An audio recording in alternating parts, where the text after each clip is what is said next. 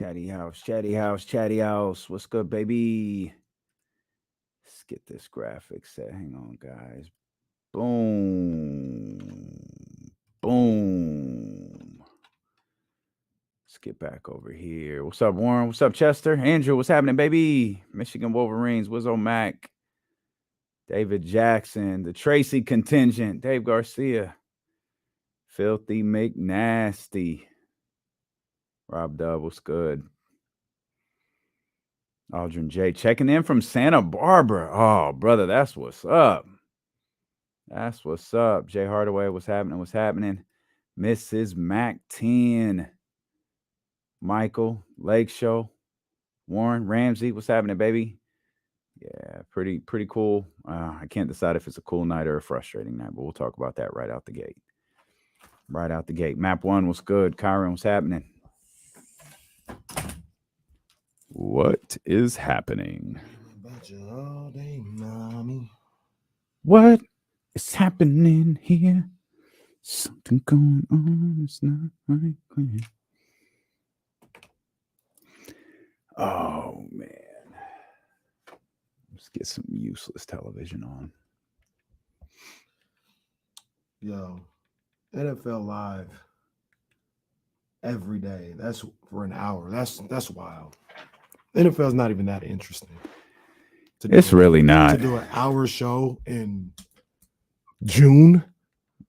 How about this? They do have mandatory mini camps going on though. This live? That's live. Oh, it's live, pal. Look at what we got going on in the studio. That's where the big boys play. I turn it off my iPad. See? Let's go. What's happening, Katrina? I love that Katrina's now part of the family. She's like it. Officially part of the family here. She's in the chat. You know, her and Ramsey, you know, whisper sweet nothings through the comments every now and then. First couple of the Chatty House? First couple of the Chatty House. Yeah.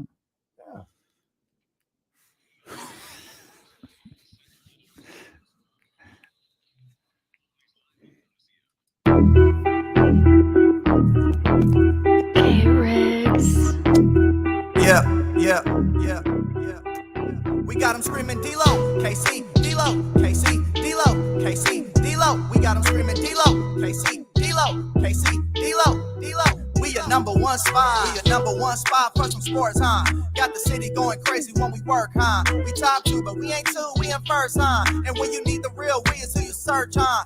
D-Lo, KC, D-Lo, KC, D-Lo, KC, D-Lo. We a number one spot. Boy, Young Gel right there. What's good, baby? Welcome in here to the Wednesday, June 14th edition of D-Lo and KC. I'm Damian Barling. Acknowledge me. He's Kenny Caraway. Yes, sir. Acknowledge me. And we are so happy that you are here with us. If you're watching on twitch.tv/ESPN1320 or youtube.com/ESPN1320, we appreciate it. Hit the thumbs up, hit the subscribe button, be a part of the Chatty House. If you're listening on ESPN 1320 or 98.5 FM HD2, we appreciate you. And those on the Odyssey app, that's the best way to listen to us because throw us in your pocket, put your earbuds on, and keep it moving. Yeah, that's what the boss is like. And that is exactly why I told you Odyssey is the best way to listen to D-Lo and KC. I'm no fool, sir. I was paying attention at the last staff meeting. You want to do D-Lo and KC a favor? Listen on the Odyssey app. Why? Because that's what they care about. And also, get ready for the premiere episode of The Brodies with all the Kelly's kids. Yeah. The Brodies coming out soon. Yeah, it'll be the Odyssey exclusive. It's going to be a little wild, but they're ready to talk. They're ready to talk Giants and Kings and Chiefs. Barcelona. I heard a PSG reference yesterday. If you're unfamiliar with what we're talking about, just go back and catch the very beginning of yesterday's live stream. But it's cool though, because not only did it make those kids' day, it made their parents' day. Man, Kelly and her husband, they're good people, and it was fun to have those guys. Really in cool. here. And you know, I was thinking about this. Guess when? On the drive in, as I saw that clip again, and We mentioned it a little bit, right? But I don't think it could be understated. Once again, what this season did for the Kings fan base, for a generation of fans. Like the light the beam chant that the little guys had. Lil Cooper had Warriors gear head to toe. Mm-hmm. 18 months ago, he's probably definitely like a Warriors fan. All of a sudden, they get this beam. They're good. And he's like, I'm the Kings fan. Mm-hmm. And kids will flip on you in a second. Mm-hmm. Trust me, I was one of them. Mm-hmm. I was a big-time Bulls fan growing up. Big-time Bulls fan. And this is what you got to worry about with the Warriors, people. When Michael retired the first time, I retired from the Bulls. Right. That's really what happened. You're staring into your future, Golden State. Bonte Hill, you watching right now? You're staring into your future, bro. I retired from the Bulls. Actually, I stuck around that next year when they lost to the Knicks in 7. But after that, I was like, I'm off this Titanic. I'm gone. What? The Kings are kind of good. Mitch Richmond, they changed their color scheme. Interesting. Yeah. And that's all it took was for the Kings to be good for me to notice. So they saved a generation this year. They did. I wholeheartedly agree. And there was just no more prime evidence than what we witnessed with those young guys who hung out with us yesterday at the very, very beginning of the show. They were actually hanging around us the entire day. They only got into the studio twice. They tried to get into the studio over and over and over again. They only actually got in twice. Uncle Charlie had to. Uncle Charlie, Aunt Kimmy, like they were. I think even Auntie Molly stopped them a couple of times from getting in here. But they had some fun with D'Lo and KC yesterday. And you think about those little guys. They were Giants fans. They're Chiefs fans. I'm sure that's not an accident. Patrick Mahomes, one of the most exciting players in the league, and I can't help. I found what happened in Oakland last night infuriating. Like, I understand it was, it looked like Kyle Madsen was there. It looked like James Ham was there. It looked like a lot of our, our people were there. A lot of our A's fans, friends were there. And I'm certainly, it was a cool moment, especially, given the fact that, prior to that win last night, they were the worst team in baseball. Percentage-wise, the Oakland A's are no longer the worst team in baseball. Who's the Royals? It's the Royals. Yeah, it's the Royals. Embarrassing. 7 straight for the A's. I think it was 28,000, 20-something thousand in attendance last night. And I just walked away. This is just such trash. Yeah. Like, this isn't about Oakland fans not supporting their team. This is about Oakland A's, the organization, putting a trash product out there and expecting this team to continue, expecting this fan base to continue to pay to watch a trash product over and over and over again. Yeah. And to know, like, I can't stress this enough. John Fisher is a garbage human being, and the only person that rivals him is that Dave Cavall dude. Oh, he's trash. And the whole, like, we're donating the proceeds of tonight's game to these different food banks. All right, cool. Like, we see through this shallow gesture. Like, hey, you did it. Cool. We see through it.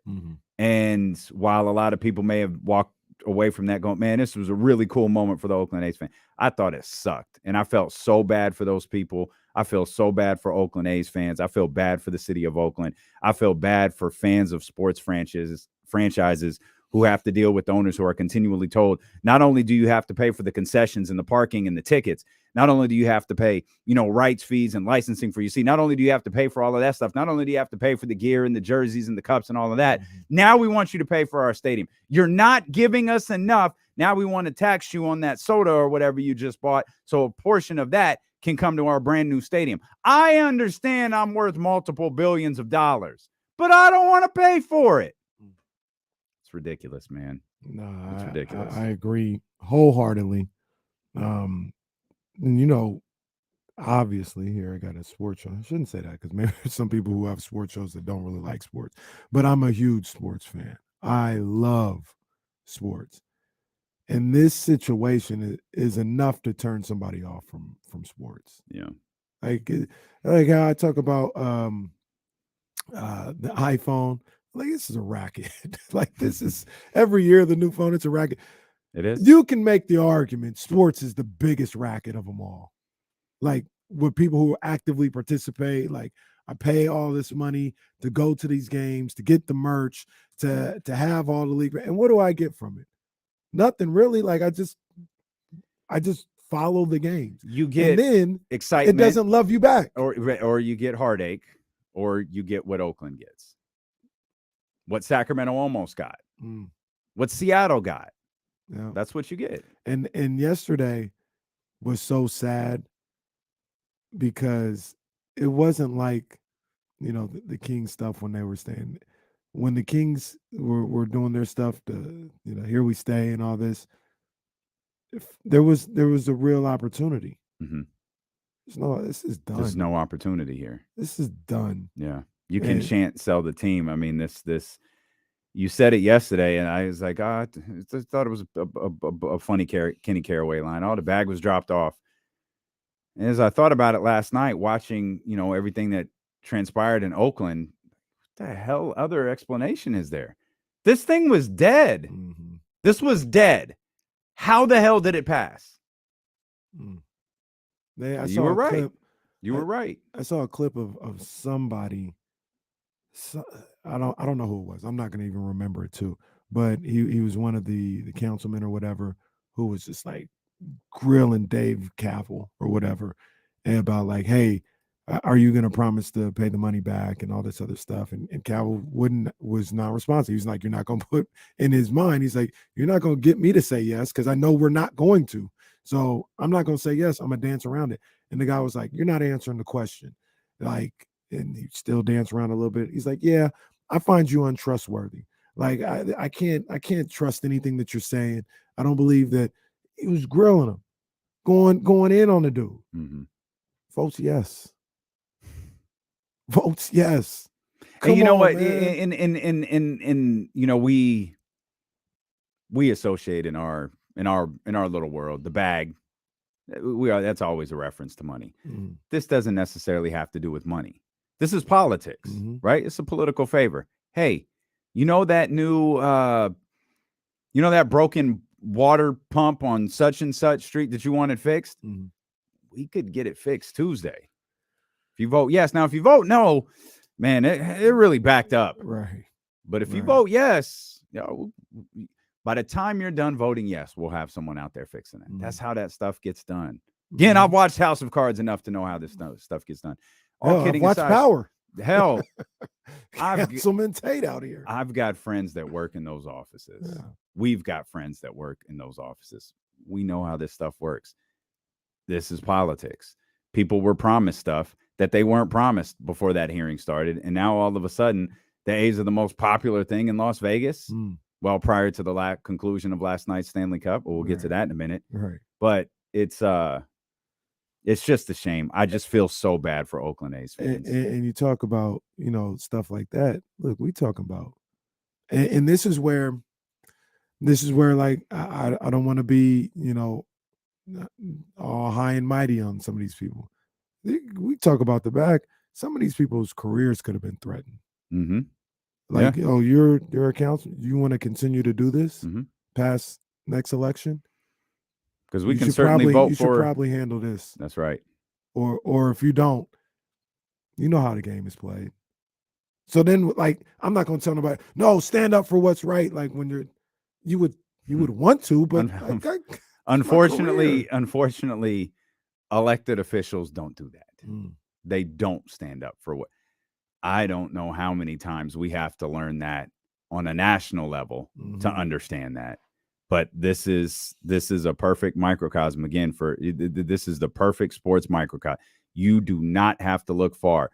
We were here in the studio watching this unfold. It was dead. It was dead. And then it wasn't. There wasn't even a hearing called. The reason there wasn't a hearing called is they had to make sure they had the votes before they called the hearing. When they knew they had the votes, they called the special hearing. They were done. Like everybody was adjourned. It was over. Right. It was over. Once they assured they had the votes, once the governor was assured he had the votes, and they've got this Nevada assembly that has to pass it. Spoiler alert. They already know. It's the same thing. They already know. And this isn't, I felt a certain way. Roddy's my guy. Like, I love Roddy. And I know Roddy was really pissed about the Raiders leaving. And I was with Roddy. I was like, this is trash. Until I found out a lot of Raider fans didn't care. Like, I'm not going to say all of them, obviously, but, a lot of them did. A lot of them did. But a lot didn't. And I was like, man, I feel like I'm fighting for something. They're just going to go to Vegas a bunch. Like, all right, cool. That's not this. Right. That is absolutely not what this is. A's fans aren't like, oh, we're going to take a trip to Vegas 81 times a year. They're done. You hear James say, I'm done with baseball. Like, I'm done with baseball. Baseball is out of my life. And that, and we haven't even spoken on the dummy who runs the whole. Oh my gosh. He's allowing all of this to happen. I think we read it on here. They're expecting a unanimous vote from baseball owners. Oh, of course. Led by Rob Manfred. Of course. No question about that. They don't see anything wrong with what's going on. Nothing. That's crazy. We'll be back. We're just getting started. We started with baseball and we're going to hockey. Wow, what a show. I don't know. What's going to be? What are we going to have live updates of? So oh my God. Shout out to our man. Wimbledon updates on the way beginning in July. We'll tell that story during the break here. It's D'Lo and KC, brought to you by Sky River Casino here on Sacramento Sports Leader, ESPN 1320.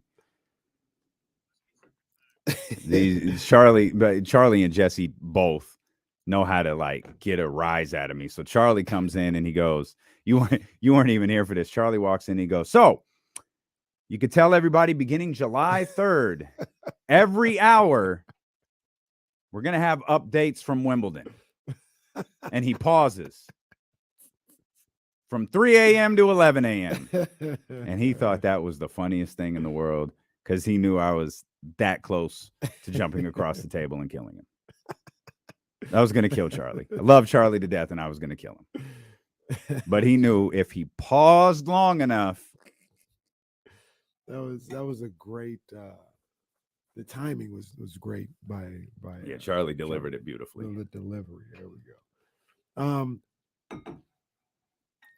And that's what I told. That's what I said. I was like, it's funny, but I'm old enough to remember. I'm old enough to remember. What were you going to talk about during the break yesterday that we missed like twice? Oh, the ESPN ESPN power rankings That's thing. Right. So was it Monica McNutt? Oh, Jesus Christ! No, it was someone who's been at Kings games. Oh Lord! So so I read part of it yesterday. Let me see if I can find it can't be that far. It's got to be somewhere. And I like Monica, but she be wilding sometimes. Here's I don't, and I'm not. Did you know her before ESPN? No. Oh. Was she before ESPN? I don't know. I don't know where. She just doesn't say anything. She be wild. She just doesn't offer anything. Here is what was written about the Sacramento Kings yesterday. Right under the Sacramento, it says 2022-2023 record, 48-34. 48-34. Mm-hmm. Okay. Here's what was written. Follow this closely. Over 50 wins. Check. Coach of the year. Check. Clutch player of the year. Check. First playoff appearance in 16 years in a 7-game series against the defending champion Warriors, no less. Check. This season was better than expected for the Kings. With every player coming back next season, Sacramento's rise should continue, but with a much higher bar for success. That was the ESPN write-up. So they didn't have any reason. What are we talking about? With every player coming back next season. Ignoring the fact that an 82-game starter is a free agent. Right. What are we? An unrestricted free agent. Yeah. Ignoring the fact that Terrence Davis, Alex Lynn, who all played key parts in this, Chimezi Metu, Trey Lyles, all free agents. Every single one of them. It's really hard to get past the over 50 wins part, though.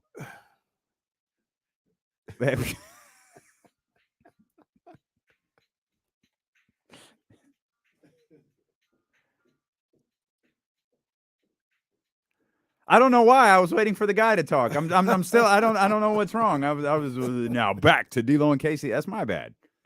Scared to death. Scared to say ain't no Remember such when thing I as halfway wasn't sure if crooks. the guy was real, and then Charlie or was it Jesse? It was you or Charlie? What? Remember, I was like, "Is that a real person?" I'm Like, does he still. real? Oh yeah. And then he said, "Yes, Yes, Kenny, I'm a real person with feelings." That was one of your all-time moments. Like, I'm still unclear. Where did you think that voice came from? I just Like artificial intelligence? No, not necessarily. I just didn't know because it's the same voice all throughout the country, and they'll do it like on a drop of a dime. Like they'll be like, "The Giants take 2 out of 3 in St. Louis." It just happened 10 minutes ago. How did you get that? So I was always like, damn, somebody must really be working, must really be grinding, or else it is like you speak it into a software. Well, yeah, you speak it into a software and the voice, like how TikTok is. To be right? clear, you probably can do that. That's what I thought could be. You probably but can. like, you know how TikTok isn't, you're not speaking it, you're typing it in, but it has that artificial voice or whatever. Mhm. I was like, I wonder if that's the case. I had no idea. So There really are probably only there's probably a small handful of quote voice people who dominate, the major markets or markets around the country. Voice work makes good money, man. You could do it. Voice work. I have done it. Shout out to Visit Sacramento. Okay. I did Visit Sacramento. Shout out to the boss Stacy Kaufman who helped facilitate that. But I did my first like prime voiceover work for Visit Sacramento. And it was at that point that I determined, all right, D'Lo and KC gonna go about 10 more years, and then I'm gonna be a voice person forever. That's gonna be my goal. Were you the one that came up with dang? I don't think that was me. I don't. To be clear, actually, I didn't come up with anything. That's specifically to the airport, not Visit Sacramento. I didn't come up with anything. I read what they told me to read, and I read it exactly how they wanted me to. That's the beauty of a voice guy. It's like an athlete. You got to take instructions. I took instructions. So I sent them multiple reads where it was, have you ever wanted to get away? Sacramento has beautiful wineries. Have you ever thought about Sutter's Fort? Have you ever felt that Delta breeze in old Sacramento? Come to Sacramento and go to Chevy's on the River. You ever been to Solomon Vinyl? Tiger. Have you ever seen Abs, DJ? Y'all need to come see my guy. Y'all need to come see my guy. If people were coming from out of town and they're like, man, what should I do in Sacramento? Say they're our age, anywhere between 35 and 45. Like, yo, what should I do for a good time? But we won't even say it's Tuesday because we know it's dead on a Tuesday. But Thursday, Friday. Ty Dolla $ign learned a tough lesson. Thursday, Friday. We say, hey, this is where you should go. I have a hard time with that sometimes because there are things to do. Like when I'm in here, I could think about like where I could go. But if somebody's asking me, it's like, yeah, I don't know. Like I'd have to think about that. You're definitely going downtown. Yeah. I mean, you're just go down K Street. That's it. I mean, find something that you like. Yeah, you could find from Old Sac to K Street. You should be able to find something like some food, some comedy. You know, if you're into the nightlife, if you just want a chill vibe, should be able to do a little bit of everything. Looking for an experience outside the ordinary? A place you can go with the flow? Somewhere you can binge live shows, ignore your inbox, or let your foodie side out to play. This guy's the GOAT, man. That's the script. He's the GOAT. Head to visitsacramento.com to start planning your escape. He's the GOAT. I'm telling you. Oh, now we can tell him though. Hey, you want to gamble? Go to Sky River Casino. There you go. Yeah. Go time over at Sky River Casino. And this is something you do not hear from me often. When that new lounge opens up, when that cigar lounge opens up, you can catch me there. Your boy don't go outside, but I'll drive to Elk Grove for that. Yo, I got people in New York hitting me up about that spot. They're like, yo, I got to come check that out. Word on everything. I'll be there opening day, opening night, opening afternoon. I will broadcast live A live show from the Humidor Lounge. Yeah, you gonna catch me there. Absolutely. If you're ready to defy expectations, it's time to visit Sacramento. Let's go. Hey, we're about to turn up here in Sacramento. West We Sac has, really has are. a few things, man. We might be able to announce something pretty soon. Hopefully. We might. Hopefully. We might not. I don't know. Shout out to the Las Vegas Knights. The Las Vegas Knights, that is an insane story to me. Stanley Cup champions in a like that was an ass whooping. Like, man, you don't see that in hockey very that often. Was a beat down. Yeah, that they got the job done in just absolutely emphatic fashion. But did you see Game 4 at all? I actually watched the third period of Game 4 because I was watching boxing and the score came across and it was 3-1 Knights, and then it was 3-2. And I was like, oh, like literally, like there's not anything else on. I think the Giants game was over, boxing was on, so I went into the loft, where I got 2 TVs. Let me throw on the hockey game too. Oh, I mean, that's easy. TVs are like $25 nowadays. So I threw the hockey game on. The Panthers didn't come back. But did you see that fight they had at the end of the game? Oh, yeah. Yeah. Is anybody, Absolutely. Ramsey would know, just say it in the chat, Ram. Is that normal? Like fights like that at the end of play? Like it went down. Yeah, that's the one thing I can't stand about hockey is how normal fighting is. It's like the only sport where that's like, yeah, it's just what they do. They literally have goons. What's your boy's name? JoJo English? Yeah. They literally have English. Everybody's got a JoJo. Yeah. To just go out there and JoJo had one do what job you got to do in his NBA career for one day, and he executed it perfectly. That's it. Perfectly. But I only bring that up because it felt like and I'm not Barry Melrose here or nothing like that. But good reference. It's Steve Levy. It felt like Florida knew they acted out because they knew that was it. It was it. That was their chance. And yeah, they knew. they got checks beat out. down. Yeah, that checks they got out. beat down last night. But yeah, man, Golden Knights, 6 years in existence. They've been since 2017. 6 years. 6 years. 3 division championships, 2 conference championships, and now a Stanley Cup. Wow. How? I have no idea.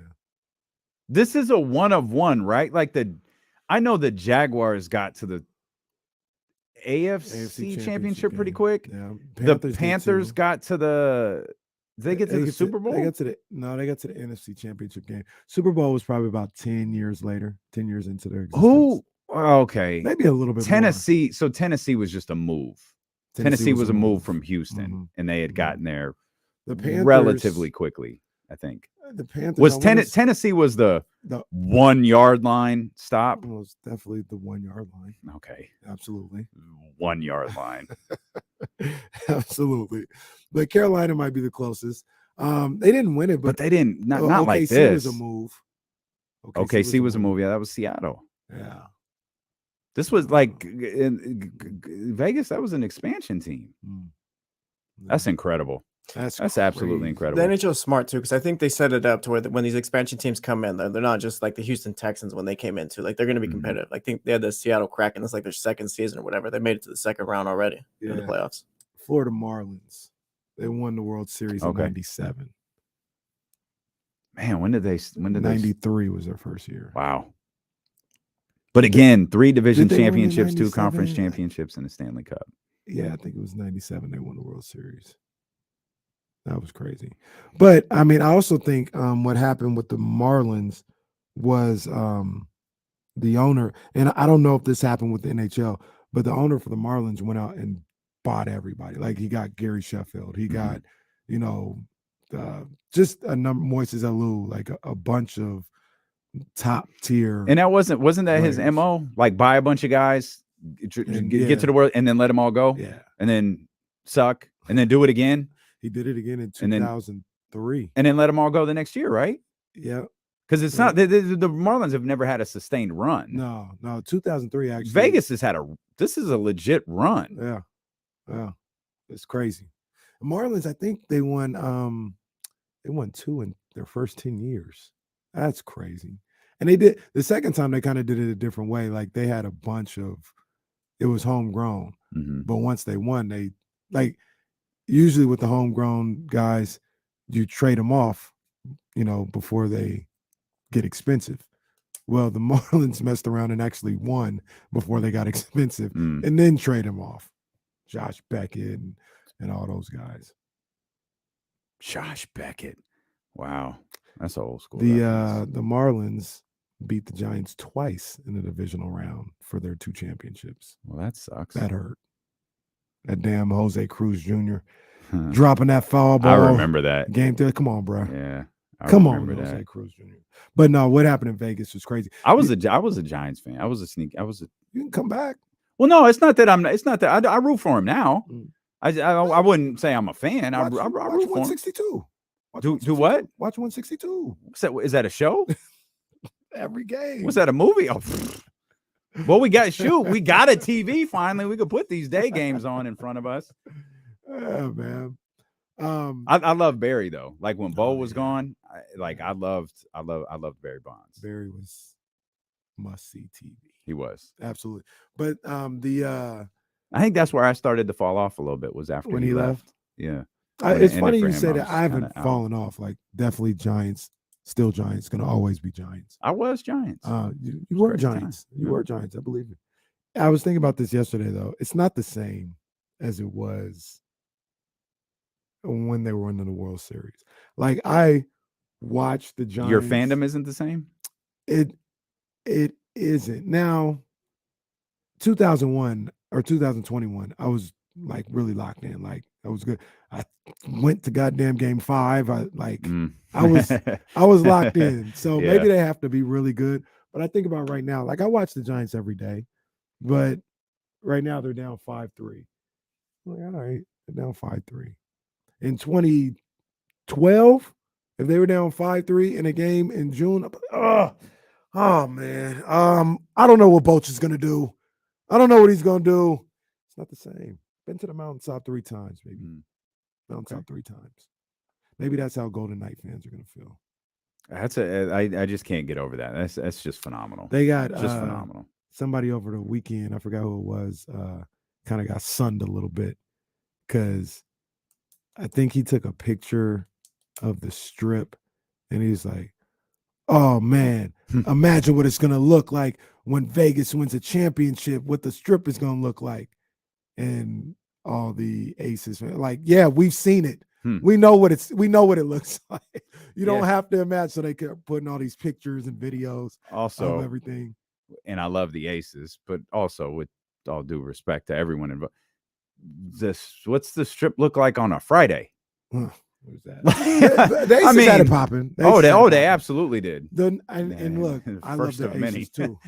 First of many. You ready for the next one? Liberty lost again last night. Sabrina didn't play, though. No, she didn't. She did not play. She had a hamstring thing. But I love the Aces. That's my team. But there's some footage of, I think it was outside T-Mobile Arena yesterday, like for the game, bruh. There was so many people out there. It was not. Do they play at T-Mobile? Yeah. Oh. There was so many. I always thought they had a different arena. I didn't realize they played there. Yeah, I'm gonna see if I could pull it up because it was. I saw that. I was like, yo. Here, you guys can maybe see on the screen, but this is the homeboys Instagram. They're out in front of T-Mobile, and there's just it looks. That's like for the Aces game? No, that's for the Knights yesterday. Oh, okay. Yeah. Okay, I was watch party right there. I thought you were still talking about the Aces. I was like, oh no. That I was saying though, Golden Knights, with all due respect, is going to be bigger than the Aces. Oh, they're going to turn out. Yeah. They're going to turn out. Good for. It's weird. Our first 32 minutes of this show has been dominated by Las Vegas for 2 very, very different reasons. Do you want to congratulate the Maloofs? I don't have. I mean, I see you put a note in here. Not to sun you or anything. Well, I'm just saying. You want to congratulate the Maloofs? Go ahead. Congratulations to the Maloofs on their second championship. Not their first, but their second championship. Yeah, they won with Houston, right? They were part of the family was part of Houston. Right? No, sir. They won here. I know that. Well, I always, you know what the funny thing is? I always forget that they own the Monarchs. They did. That's why the Monarchs don't exist anymore, right. is because the Maloofs own them. I always forget they own the Monarchs. Like, I think about the family. Obviously, it wasn't the son Maloofs who were involved in Houston. I thought the family, maybe they were out before they won the championships, but I thought the family owned Houston when they won the championship. But yeah, you're right. The Monarchs. Like, I forget about them owning the Monarchs. It just feels like the Monarchs own themselves. No, the people. the people own the Monarchs, but I assure you, it wasn't the people who called Donna Orender at the league office and said, "Hey, we're out." And Donna had to reply, "What do you mean you're out? Out of what?" Yeah, we're folding the team. And the plea, no, please don't do that. Yeah. And I was just about to say, I don't have a problem with the Maloofs. Everything's water under the bridge now. Now remembering that they own the Monarchs and they did that. No, it's not water under the bridge. It's not water under the bridge, and they're not welcome back until that team is back. Yeah, it's not when the Monarchs are back, Joe and Gavin can, as you told Mr. Bagley the night Detroit was here, they could walk over there and light that MFR up, and we could keep it moving. Yeah. But until then, nah, I can't rock. Nah, it's not water under the bridge. So they can go to hell, straight to hell. I'm just too slow. I was trying. Hulk Hogan, you can go to hell. Straight to hell. Clip would be so much funnier if I cut out the Hulk Hogan part. There are a few other people who can go straight to hell. A lot of them are on Twitter. Some of them are our family. Some of them have lost their mind. See, I guess this is one of those situations of be careful what you ask for, right? Because we talked, nobody was paying attention to the little old Sacramento Kings for 82 games. Mm-hmm. And then everybody was watching them through one of the most exciting series in the postseason. Mm-hmm. And now everybody's got a take. Y'all got takes on our basketball team. And boy, do they look funny. I'm going to tell you this. Ponte Hill told me this. Game 7. It was funny then. It's funny today. It's funny when other NBA writers get on this and go, I've got a hot take for this offseason. These two hot takes align. The Sacramento Kings should trade Domantas Sabonis. Y'all watched 7 games this year. And your hot take on Sacramento is that they should trade Domantas Sabonis. Might I invite do better, man. Might I invite our light-skinned brother who was out on the golf course yesterday, Mr. Bonte Hill. Bonte Woods. Why don't I ask was it Mr. Jones, covers the NBA, not Jason, not Tony. I don't think it was Tony. I don't even know if Nate Jones covers it was Nate the Jones, NBA. that's who it was. I don't even know if he covers the NBA. I think he's like not a fan because he does more than that, but he might have been like an agent. He's got a really close relationship with Dame Lillard, but he don't watch the league like that. Like he watched like the ESPN league. He don't watch like everybody like that. Yeah, that was pretty clear by his tweet last night. He said that the Sacramento Kings should sell high on Domantas Sabonis. I'd like to invite Mr. Jones and Mr. Hill to watch pre-Sabonis basketball here in Sacramento. I get it. You guys are experts now. You've watched 7 games. Bonte probably watched 12. Bonte might have watched a couple of more. So to still have that take of trading Domantas Sabonis is wild to me. It really is. And then I'll hit all of them. And anybody who feels the same way can hit us with a response in the chatty house or 916-909-1320. Please inform me of a better available option. Well, that's the whole other thing. That's the whole other thing. And the funny thing about that as well is if you guys think he's so bad, the hell you think you're gonna get for him? If he's so sorry, and you can't move, you can't do anything with him as your second best player, your starting center, or anything like that. And what do you think you're gonna get for him? Yeah, because he sucks. That's what y'all told me. That's incredible. Dude was an all-pro. All pro. Not just an all-star. He was an all-star too. Mm. Dude was an all-NBA player. Mm. And your hot take is to trade him. Let me ask. Now, I don't think Mr. Jones said he sucked, by the way. Is Nate Jones? I don't think Nate Jones. No. He didn't say. Bonte thinks he sucks. Bonte thinks he's terrible. Bonte thinks he's awful. Yeah. And I think that's because Bonte's scared of Sacramento. No. Well, I think that's what it boils down to. He's like, that's what it is. I'm gonna talk about busting up this Sacramento group because as you said, that future without Steph Curry, boy, it's staring him in the face. Pete Myers ain't gonna hit the same. I'm gonna tell you that right now. Pete Myers didn't hit the same. But you know what I'm saying? Yeah. Sorry, Danny. I can't. Sorry, I reacted, Danny, in San Francisco. But yeah, the end is coming.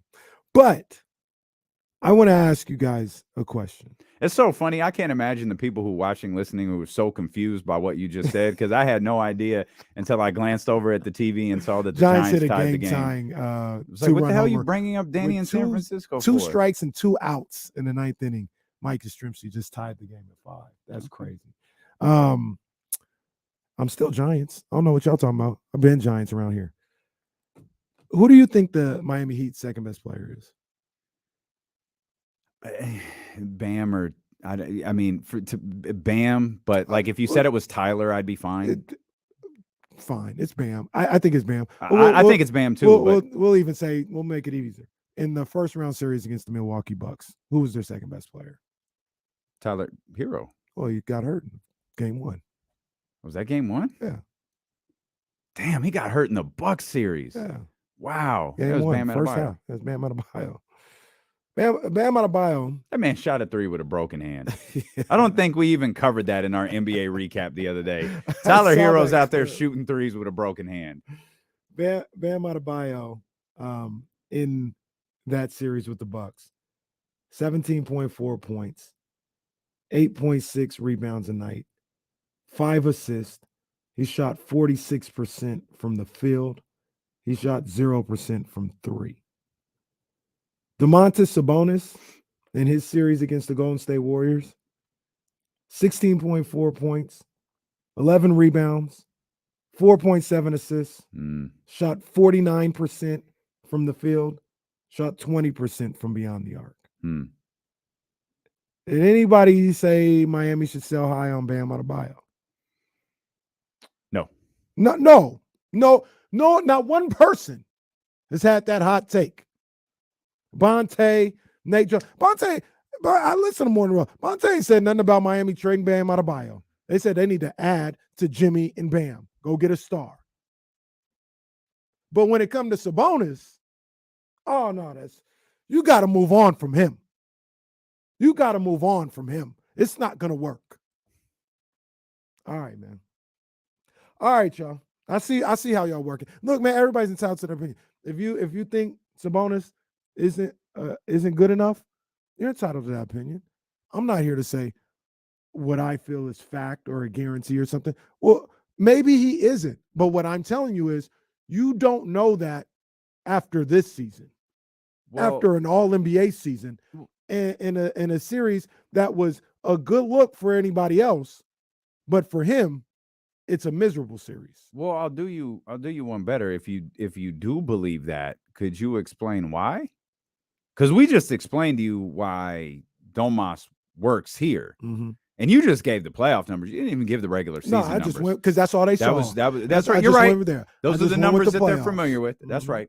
And just okay, why doesn't Sabonis work? Why ain't he the guy? Well, you've got the Rob W. Yeah, Rob W's right. This is the percent. Well, Sabonis is a dirty player now. He's too dirty. He hits guys on the he hits the bottom of guys' feet with his chest. It's a good call. He uses the basketball as a weapon. Basketball as a weapon. That's a good call, Rob W. That's hey, for sure. Shout out to Vlade. # character matters.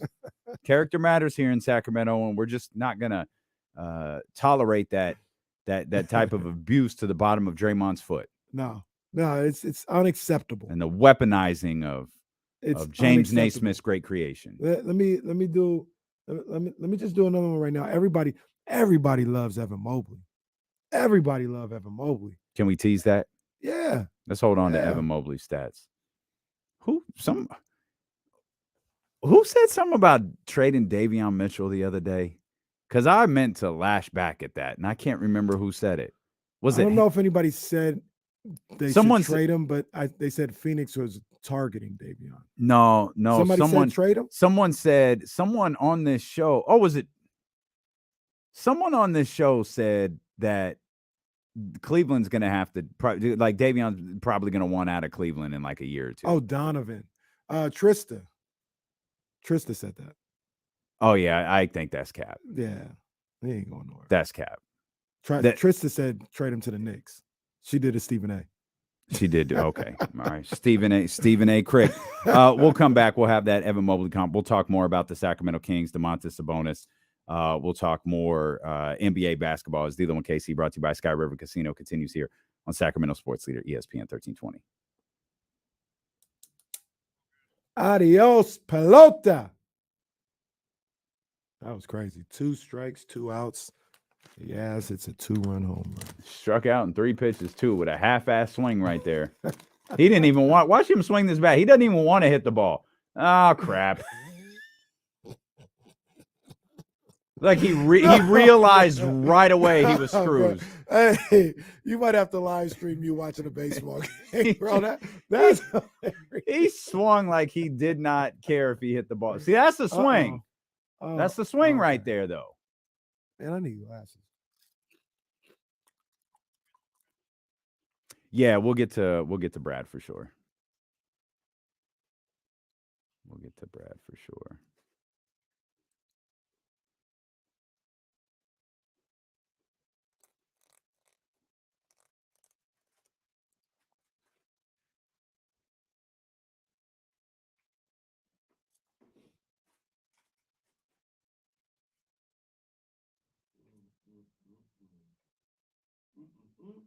Oh, we'll get TC right after the break.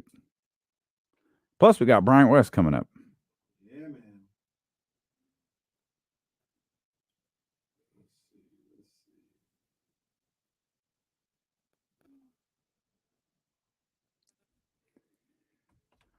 Extras? Yep. Let's go. Extra inning rule is great. I love the extra inning rule.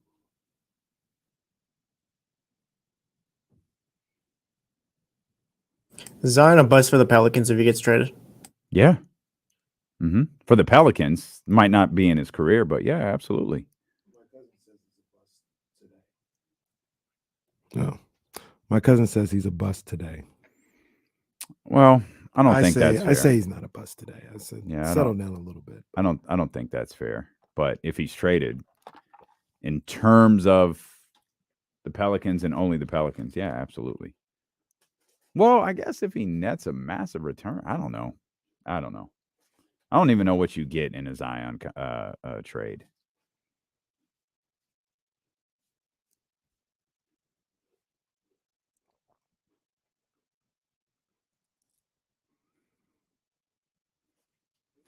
This program we use does not autocorrect. And every once in a while I'll look down it and see the funniest misspelled words.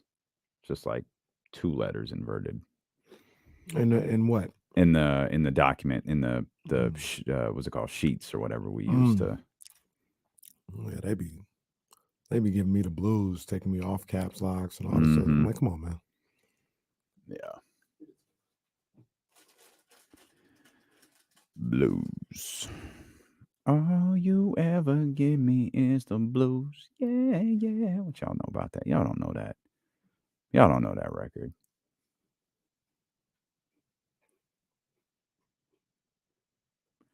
I don't think I know that. What was that? Tony. The blues. Blues.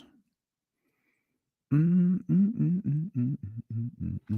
saw on Instagram like a week or 2 ago, the sisters then found Gabe Kapler.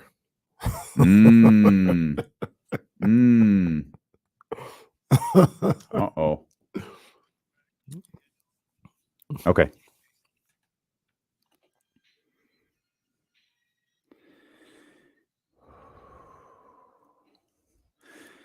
Let's get to these phone lines before we get back to some of this ridiculous Domantas Sabonis conversation we've heard. Also, should let you know Bryant West going to join us 1 hour from now. Of course, the draft guru over at King's Herald, and then James Ham will be with us in the final hour of the show. Let's get to TC here. 916-909-1320. What's happening, TC?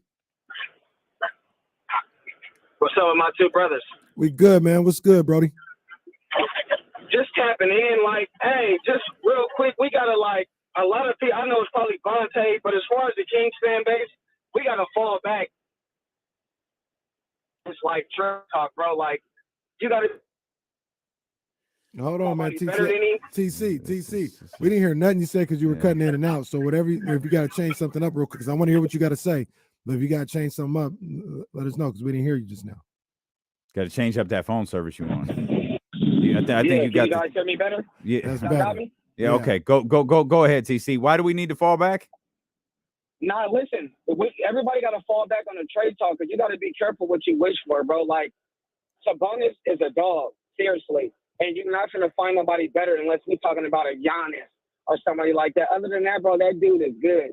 You got to, like, we got to fall back on the talk about, like, trading them on. That's like crazy talk. I feel like you were kind of half-ass paying attention. So I'm going to need you to call your boy Bonte. I'm going to need you to call your other two brothers at 95.7 The Game and tell them what you just told us. Tell them they need to fall back. They a little wild. Let's get Daniel in here. 916-909-1320. What's up, Daniel? Hey, fellas. Hey, I got to think about the Kings real quick, too. But, hey, can we agree real quick that Lionel Messi is probably the most popular sports person in the world right now? When you have the Saudis flying to Miami and they're offering him $1.5 billion for 3 years to play in their league, you're not going to get that for anybody else out of any other sport. I don't care where in the world you're playing. Yeah, that soccer money is different. I agree 100%. The weird thing about it is, like, you can't dispute the numbers or whatever, but the weird thing about it is, like, I think Messi can go. Maybe Messi is a stretch. Maybe. I was about to say, I think Messi can go places in this country and not be recognized. I think Messi can go places in this country and not get recognized. I don't know how many places he can go in the world and not get recognized. And I compare that to, like, LeBron. Do you think there are places LeBron can go in the world? Well, I think part of that is the height. LeBron's 6'8", 9". Mm-hmm. Yeah, I think that's part of it. I was at not. This is absolutely not to clown. I was out with Sheldon Williams in Beijing. You should have saw the way they was looking at Sheldon. They just knew they had no clue who Sheldon was, but that didn't stop them from taking pictures. Right. You know, Sheldon's 6'10". Yeah, 6'10", 6'11". Yeah. But Messi's he's number one. He very well may be. Hey, about the Kings real quick though. Would you guys be okay with not bringing in anybody else and rolling over the whole roster and seeing if we could get any further with this same roster? Go ahead, Dave. I don't hate it. Yeah. I don't hate it, and we'll get into the variety of reasons why here as we roll along. It's not like if you know Terrence is back and Trey Lyles is back, you got the rookie in here. I'm not throwing my hands up going, oh, come on. Oh, great. Here we go. We're the Minnesota Timberwolves now. It's like, no, it's like, okay. I expect Keegan to be better. I expect Harrison I expect De'Aaron and Domas to be great again. I don't hate it. I love the feelings now headed into draft and free agency where you can play with trade scenarios and draft scenarios and come up with all of these different things that may or may not be realistic. I don't think it's the end of the world if that's what happens. I don't think it's going to happen, but I don't think it's the end of the world if it does. Yeah, I feel the same way. I mean, if they, barring a minor tweak here and there, like one bench guy and your rookie or something like that. Sasha. Yeah, Sasha. If they came back with the group, I'd be perfectly fine with it. Perfectly fine. And I would think that this team they come back with the same group. I'll be fine with it, and I would think that this team will be better than they were last year. I'll mention this real quick only because Daniel brought up the Saudi group. You know how much I love that ESPN daily podcast. Mm-hmm. They did one on the Live PGA thing. I heard some stuff about that over the weekend. It was fascinating because there's stuff like I didn't know. There's a lot that I didn't know. Yeah. Mainly, I didn't know that they changed the press release. They issued a press release talking about the PGA Live merger, and everyone was pissed. So they created a new press release that says the Live PGA partnership and got rid of the word merger. I also did like they didn't tell anyone. They didn't even tell Tiger. Wow. They didn't tell Rory. Yeah, I heard nobody. They told no one. Everybody until found out how we found out. I think they sent out an email right before, like minutes before the announcement, similar to what LeBron did, if you've ever heard this story, to Dan Gilbert. I can't remember. It wasn't Rich Paul. I can't remember who called Dan Gilbert, but it wasn't. I don't think it was Rich Paul. But it might have been Maverick. It could have been Maverick. Someone called Dan Gilbert right before the decision started and told him, "Hey, he's not coming back to Cleveland."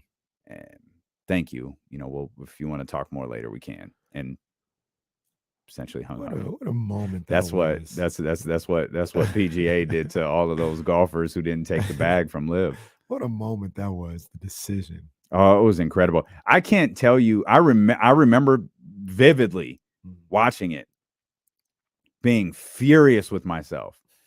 Like, why are you so invested in this? Why are you sitting through Jim Gray talking to LeBron James at a Boys and Girls Club to find out where he's going to play basketball? This is the dumbest thing you've ever done with your life. That was some great and stuff. I still sat there. No, that was some great theater, some great intrigue. And the number one thing that stood out to me was how like he looked terrified.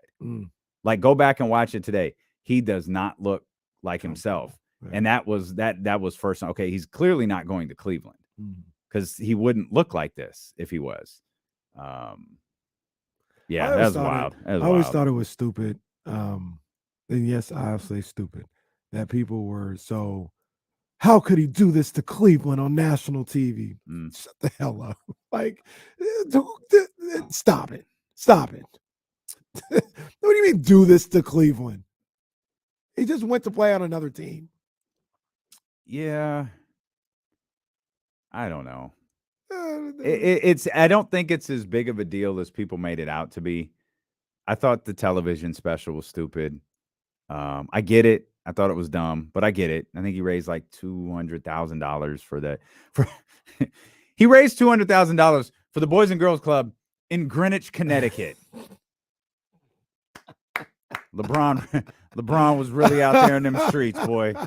Really out there in them streets. Boots on the ground, man.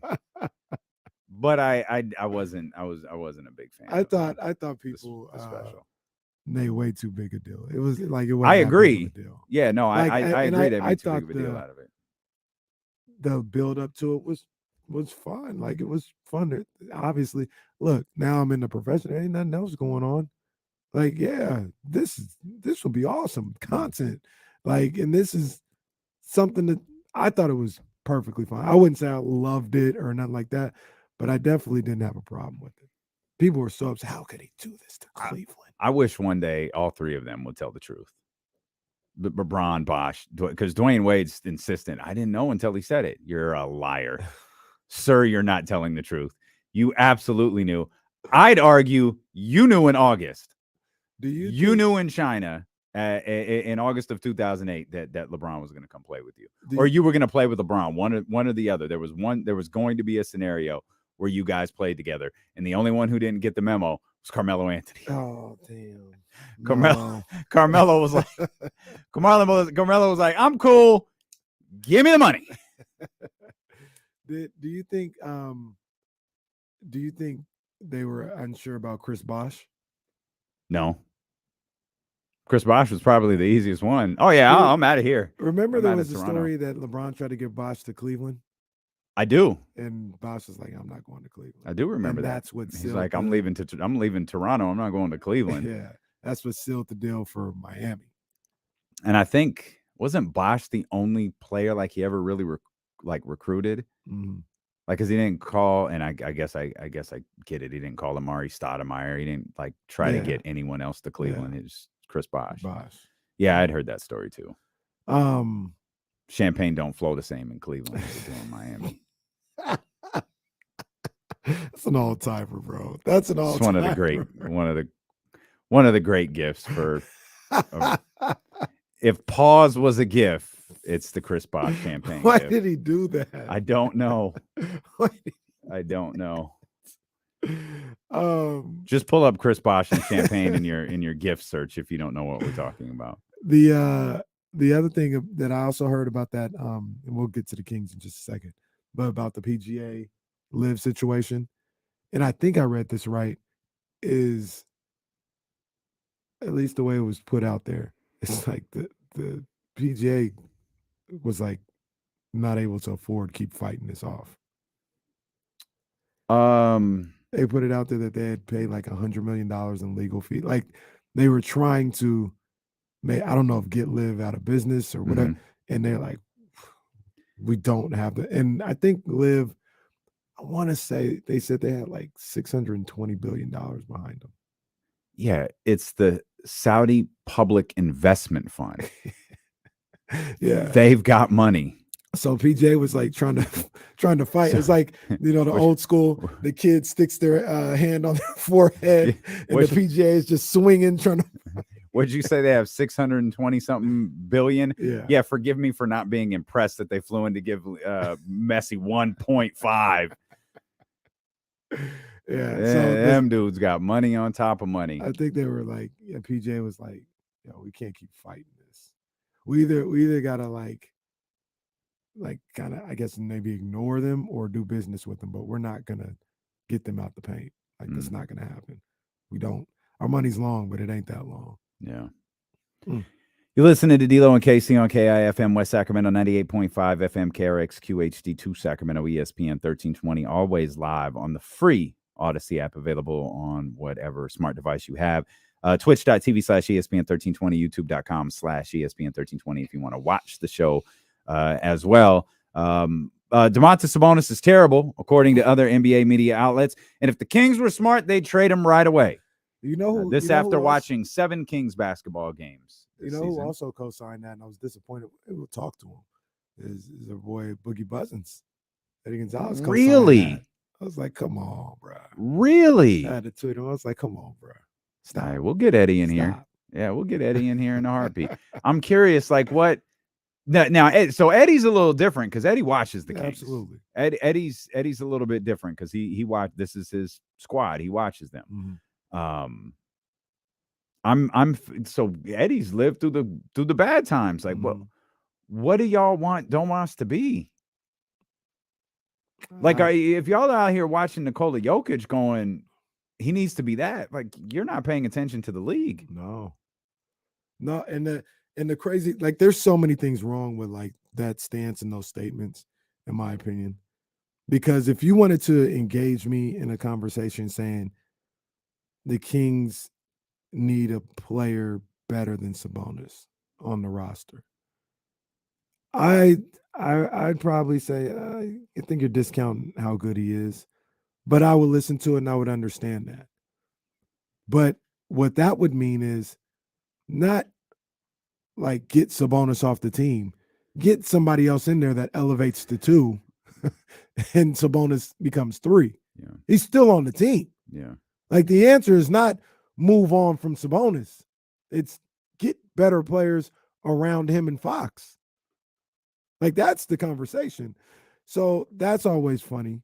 And then, like I said before, the players around Fox and Sabonis this year, by the way, were pretty good. Pretty good. I understand you formed your opinions after watching 7 games this Pretty year, good. guys, but let's not do this. Pretty good. And they didn't lose that series because of Domantas Sabonis. They saw Kevin Huerter stink. Like that's what they saw. That's what and they was. blamed it on Domantas Sabonis. Yeah, Kevin Huerter couldn't throw it. They in saw the Keegan ocean. Murray, have 1 ? Sizable game, maybe 2. Game 4. He played solid after game 4. After game 4. Yeah. Okay. So 4 or 5, at least 4, 5, and 6 were cool. 7 didn't happen. Yeah. 7. Block 7 out. Never happened. But of all the takes to have about the Kings, though, that's an interesting one. That's why, and then just reeks of like NBA Twitter talk, right? Mm-hmm. Because it's like, okay, that's what you want to do. Who we getting? Mm-hmm. How are you making this happen? Yeah. What? Somebody was like, yeah, they need to go get Brandon Ingram. I love that stuff. All right, well, go get Brandon Ingram. Super easy. Just go get him. He's right there. Go grab him. And once again, like I always say, Davion in a pick. Who says no? You hear this stuff with Warrior fans talking about Jordan Poole. If you guys think he's that sorry, how are you getting Brandon Ingram for? Yeah, that's the other thing. You realize the league watched you all year. Like, you realize the league knows this entire story. You realize the league knows what time it is. Every executive in the league knows what time it is with you and Jordan Poole. But you're out here talking about Brandon. And that's why you have to be aware of what you're reading on Twitter. Or sometimes you read this stuff in an article. I don't know. So it's fantasy booking. Yeah. If this was wrestling, that's what we would call it. It's just fantasy booking. And it's cool because, I mean, it's whatever, man. We talking about the game or whatever. But, like, once again, don't just throw that out there and just be like, all right, that's what. Once again, I'll repeat. If you think he's that sorry, how are you going to get somebody the caliber of Brandon Ingram for him? And that's the thing. It doesn't matter what, and we'll use Monty as an example. It doesn't matter what Monty McNair thinks of Jordan Poole. It matters that Monty McNair knows what you think of Jordan Poole. And that's the issue with this. There are 29 general managers or president of basketball operations or coaches in the league that know exactly how you feel about Jordan Poole. You want what? Oh, child, please. The other thing that I keep going back to, and I'll even say this for sake of argument, sake of the conversation. I'll tell you right now, I don't know today if Sabonis is a championship caliber number 2 or number 1. I don't know. I think he is. If I was Monty McNair and Vivek Ranadive and it came time to put the contract out there, and Mike Tyson, sign the contract, big man, sign the contract. If I was there, yes, I'm paying him. I believe that we can get where we're trying to go with Sabonis. I'm paying him. But once again, I don't know. I don't know that. I'm going out, jumping out on faith. What I've seen him do with this team, with De'Aaron Fox, I think we can get there. I don't know. But here's the thing. How do you know after one playoff series that he is no good? Like, how you know? And I keep going back to... It's just a... Go ahead, sorry. No, I was just going to say, I keep going back to, I think it was Dusamo right after the Sabonis series, the Warrior series. When they put out Chris Webber's numbers, that Jazz series in 99.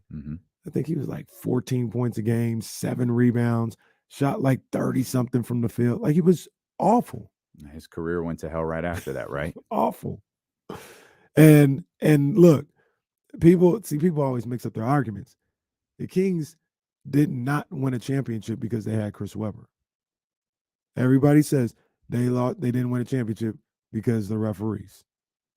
So if I bring that up and say, hey, Chris Webber was good enough, to win a championship, and look at how he had a playoff series like he had against Utah, you can't be like, well, they didn't win a championship. Well, you tell me they lost because the referees, not because of Chris Webber. Don't change up the story now. Center didn't grab the ball and rebound. There's that. I had someone, I think it was our man Matthew, actually, he text me. He literally couldn't grab the rebound. I've watched that clip so many times to try to confirm his statement, and that is one of the dumbest things anybody ever tweeted me. He could have. He didn't. And again, there's probably a million times where that's the right play to make. Wasn't that day. Yeah. He couldn't grab it. He literally couldn't. Okay, I guess his hands were gone. He couldn't grab the rebound, so he tapped it. It's the official's fault. It's Ori's fault. But when you're mad at Chris Webber, you want to say Chris Webber sucks. All right, man. I think all right. Not that, hey, like I said, everybody could have their opinion on Domantas Sabonis. Yeah, it's you're, cool. You're entitled to be wrong. It's cool. Fine. I completely disagree. I'm not even thinking about trading Domantas Sabonis. I'm thinking about adding around him and De'Aaron Fox. Our man Jay Dillard in here. Jason Dillard back with us. Feel like we ain't seen What up, Jay. Jay? Jay says Sabonis can get it done. It was a growing pain. And I agree wholeheartedly with Jason Dillard right there. I think it was a growing pain. And I think that's we're going to get back to this word in a minute. Not in the Philadelphia 76ers form. It's part of the process. It's part of growth as a person, as an athlete, as a ball player, as a teammate. It's growth. Like, did we want the Kings to beat the Warriors? Of course. Did we want the Kings to win a championship? Absolutely. But they didn't. And okay, we expect them to be back here next year. Let's do it again. And to think that you got to get rid of Domas to be back. Come on, man. Is he underrated now? I think so. I'm looking at it like the dude was 7th, but I mean, he was on MVP ballots, whether it be voting for 5th or whatever. Like, he had an incredible season. I think if you look at him this season, he was a top 3-4 center. Yeah. And I think now it's just at a point where, he's underrated, I guess. Yeah. I mean, the 3 centers in front of him were MVP candidates. Yeah. He had a rough series. And if you want to do these things, we can go game by game. He was terrible in game 1. Yeah. Game 2, he was just fine. He was just fine in game 2. Game 3, everybody sucked. Everybody was terrible. Game 4, I don't remember him being terrible. He was just kind of whatever. The rest of the series, he was just kind of whatever. I only remember one thing about game 4. That's what we all remember. So we all remember. 32 Bruce Street was buzzing. But I mean, he was getting lazy in position for the crowd reaction. Oh, we just knew we just viral that day. De'Aaron was gonna hit a shot right there. He was about to go viral that day. But I mean, he had a series below his standards.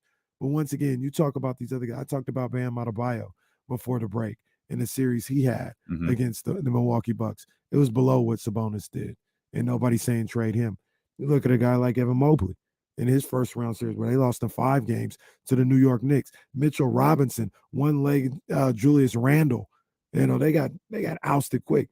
9.8 points, 10 rebounds, 2 assists, shot 45% from the field. Nobody's saying Evan Mobley needs to go anywhere. You know what I mean? Nobody's saying they need to sell high on Evan Mobley. So I don't understand why that needs to be the case. Yeah. They scared Sacramento. That's what it sounds like. Sorry. Hey, Bonte, like, I understand, man. You guys had a good run. It's been fun. But y'all going to have boys to men on loop. You can go straight from end of the road into It's So Hard to Say Goodbye to Yesterday. This thing is over. You can go ahead and throw Water Runs Dry in there if you want to. This thing is over. That Steph Weldon turned off. They need to be happy and appreciative of the championship that God gave them last year. Yeah. Because that wasn't supposed to happen. But God gave you one more. That was the mixed signals Charles Barkley got back in 93 when he said God wanted us to win the world championship. He was actually referring to the 2022 Golden State Warriors. They should just go ahead and be happy with that. Nobody could ever take that moment away from you. But make no bones about it. It's over. It's done for you guys. There'll be a fun playing team, though. I think there'll be a fun playing team next year. It is done. Championship-wise, it's done. Yeah. Hell, I'm the guy that said, hell, they'll probably even be better next year than they were this past year. Record-wise, yeah. Yeah, for sure. I mean, knock on, you don't want anything. It all boils down to if Steph is healthy or not. I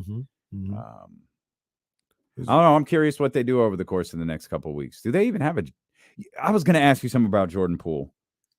We've got time. Is Jordan Poole going to wind up like D'Angelo Russell? Like, you know what I mean by that? Like, I don't think anyone – like, D'Angelo's a good ball player. Nobody's looking at him like franchise. But he's moved all over the place.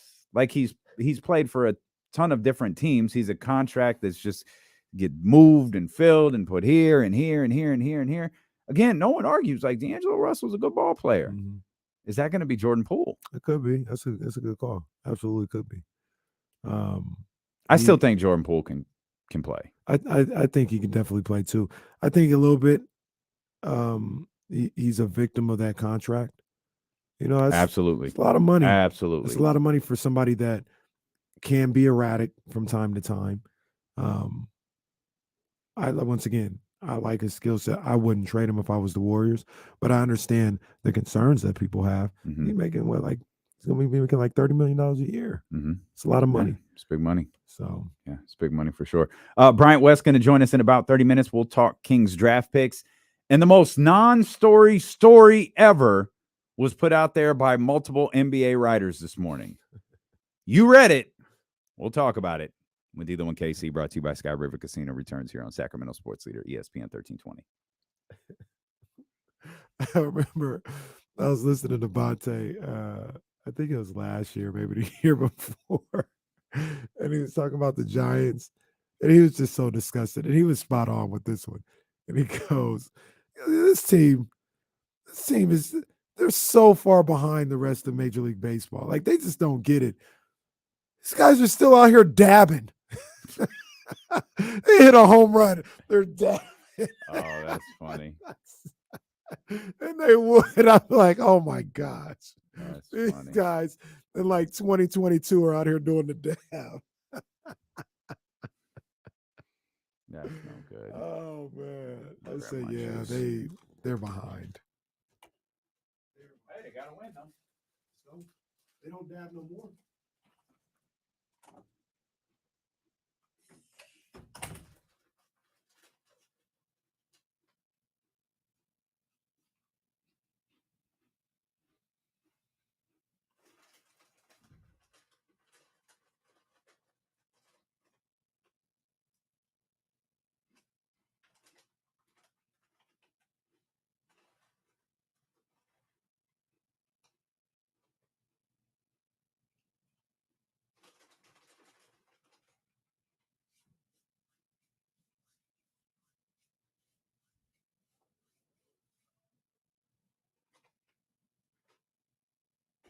All right, I'm back. Michigan Wolverines. I did see that. Hopefully I can get down there. I still want to go to the big house. I don't know. Yeah, I'll get to the big house at some point. It gets hard for me to travel in the fall. It's hard for me to travel in the fall. We belong together.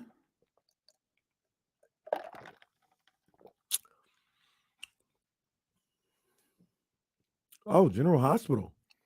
That's not one of my soaps. My soap is Young and the Restless. Do you DVR Young and the Restless? Nah, Jazz used to, but she don't even watch no more. Ugh, I don't want to put that network on. There's got to be something else. Well, I'll be damned. Man. Slim Pickens. Yeah. I was just on ESPN now they have the North Carolina spring game on, but they just had that Ohio State Georgia semifinal game. The poor kid missed the kick. Oh. Oof. It's got hella cold in here. Damn. I had some of that spiked Simply lemonade. Not bad. You said spiked? Yeah. Oh. Not bad. Wait, all my children's off the air? Damn. Young and the Restless isn't far behind, man. Once Victor Newman is gone, I don't know how you would keep the show going.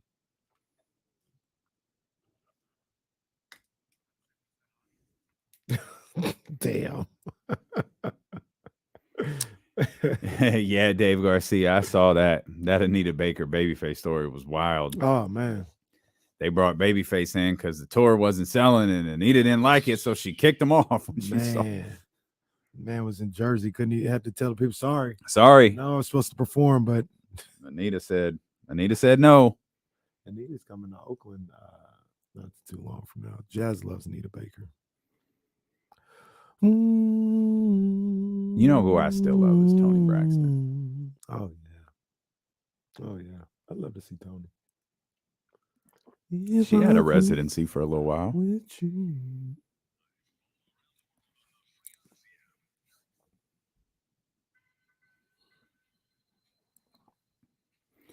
Remember when Vegas residencies used to be like the kiss of death?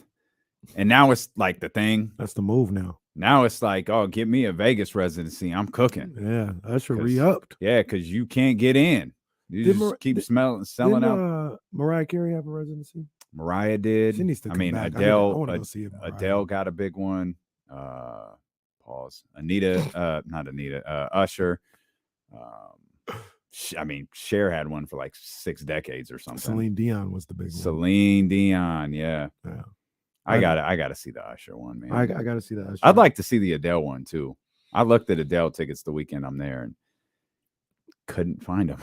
It's like, sorry, buddy. Yeah. You can go to the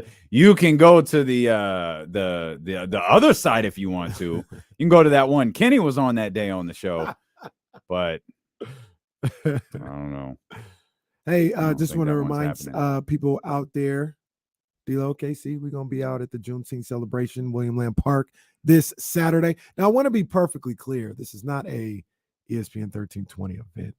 We're going to be just hanging out. We're going to be all over downtown Sacramento on Saturday. Bryson Tiller, Cesar Chavez Park, Saturday. Tickets still available. You might want to pull up on that. Yeah, that show's not free for those who This is not concerts in the park. This is not concerts in the park. I know it might be confusing. Same venue. It's not a Friday night. It's a Saturday night. Don't show up at Cesar Chavez Park thinking you're getting in free to see Bryson Tiller. You're not. People was hollering you about that one? Yeah. No, that costs money. Yeah. And no, we don't have tickets. Bryson Tiller tour. It's going crazy too. The dude is bad. Yeah, that dude is bad. It's going crazy. We'll be downtown this weekend. Stop us. Something that I meant to. Oh, this might start a fight.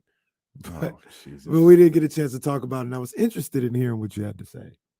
And we'll talk about the story, non-story, just a second. But did you see LeBron over the weekend address never doing a dunk contest? I did. Was that Scoop that got that? It might have been Scoop. That's who I saw it from. Yeah, that's who I saw it from. By the way, Scoop went to a bathroom to do an interview with us. We got to break up. I think he's interviewing Bill Walton tomorrow. Really? Yeah. But yes, to answer your question, yes, I did see that. I feel like that was a missed opportunity by LeBron in his career. It's not the end all be all. It doesn't see this is why Jordan's. I'm not saying that, but that was a missed opportunity. Okay, why? Because it feels like. Don't tell me it doesn't have anything to do with Jordan, because you're lying. It absolutely has something to do with Jordan. Jordan's a part of it, but it feels like all the guard forwards in the last 40, 50 years who could do that have done it. Okay. We're talking Mike. Talking Dominique. We're talking Kobe. We're talking T-Mac. We're talking Vince, Dr. J, Ray Allen. All these guys were wing forwards who were dunkers who could do that. I'm not saying Reggie Miller didn't do it. Reggie Miller wasn't no dunker like that. They all did it. And I don't know why LeBron didn't do it. LeBron ain't a follower. LeBron's the only one not to do it. He didn't want to do it. I don't. What was the line he said? He was never motivated. It was never something he cared really about. He just did it. Like the dunk contest, especially like LeBron's what 2002, 2003, to today. Like what's the last 20 years of the dunk contest? Well, I'm not gonna put this all on him, but you're about to. But people say he started that. If LeBron wasn't good enough to do it, why should I do it? So now we got. You mean if LeBron was too good to do it? Too good to do it, right? Why should I do it? Now we're stuck with Jericho Sims. Well, who did the 76ers sign to a roster spot? Mac McClung. My man wasn't even in the league. And he won the dunk contest. Here's the thing, like the dunk contest is like, I know we like romanticize the free throw line dunk and the battles with dominate. Okay. Like we're talking about a very, very, very brief moment in time. Nobody bringing up Cedric Ceballos in his fake blindfold dunk. Stop. Come on, man. It's not fake. Stop it. It's not fake. Yo, you telling me Cedric Ceballos couldn't see? No, I'm not saying. No, Cedric Ceballos saw everything. There was nothing but blue blockers he had on with that stupid blindfold. And then just drops like a little two-hand dunk in. Did you ever see when Baron Davis tried to do it? The blindfold dunk? I don't remember Baron Davis trying the blindfold dunk. Tried to do it, and I can guarantee you he couldn't see. Oh, I don't remember Baron Davis trying to blindfold dunk. He completely missed the rim. You know, hilarious. I'm looking. So the show is on hold. The show is on hold till I see this. Oh no. I can't even see it yet, and I'm just looking at him, and I know. He can't see. Oh man. Oh, he really cannot see. It was a classic. Oh, they just laughing at him too. Oh no. Oh. It was a classic. He did a windmill and basically just spiked the ball. Oh, that's it was tough. A classic, man. It was That a classic. is tough. Yeah, my man really couldn't see. This ain't it. But the point in all of this is like the dunk contest. It had, the 86, 87, 88. I know everybody really excited about that. But really, like, what was it after that? Like, it's not a big deal. It's cool that Kobe did it. Vince, that's iconic. Mm-hmm.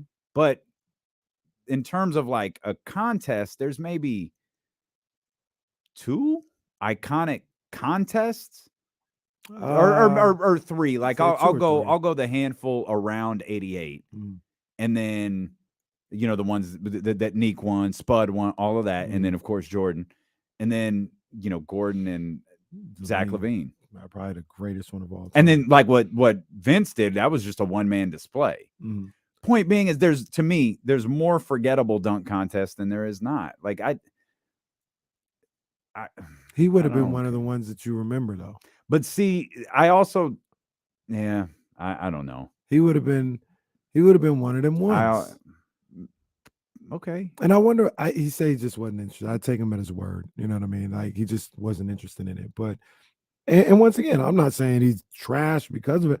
I ain't saying it was a missed opportunity. I was saying it was a missed opportunity. But it's a missed opportunity to have another moment. What's the opportunity? To have another moment that lives in this league, in the minds of Cooper forever. Like Jordan in 88 is a moment. Like that's something that lives with us.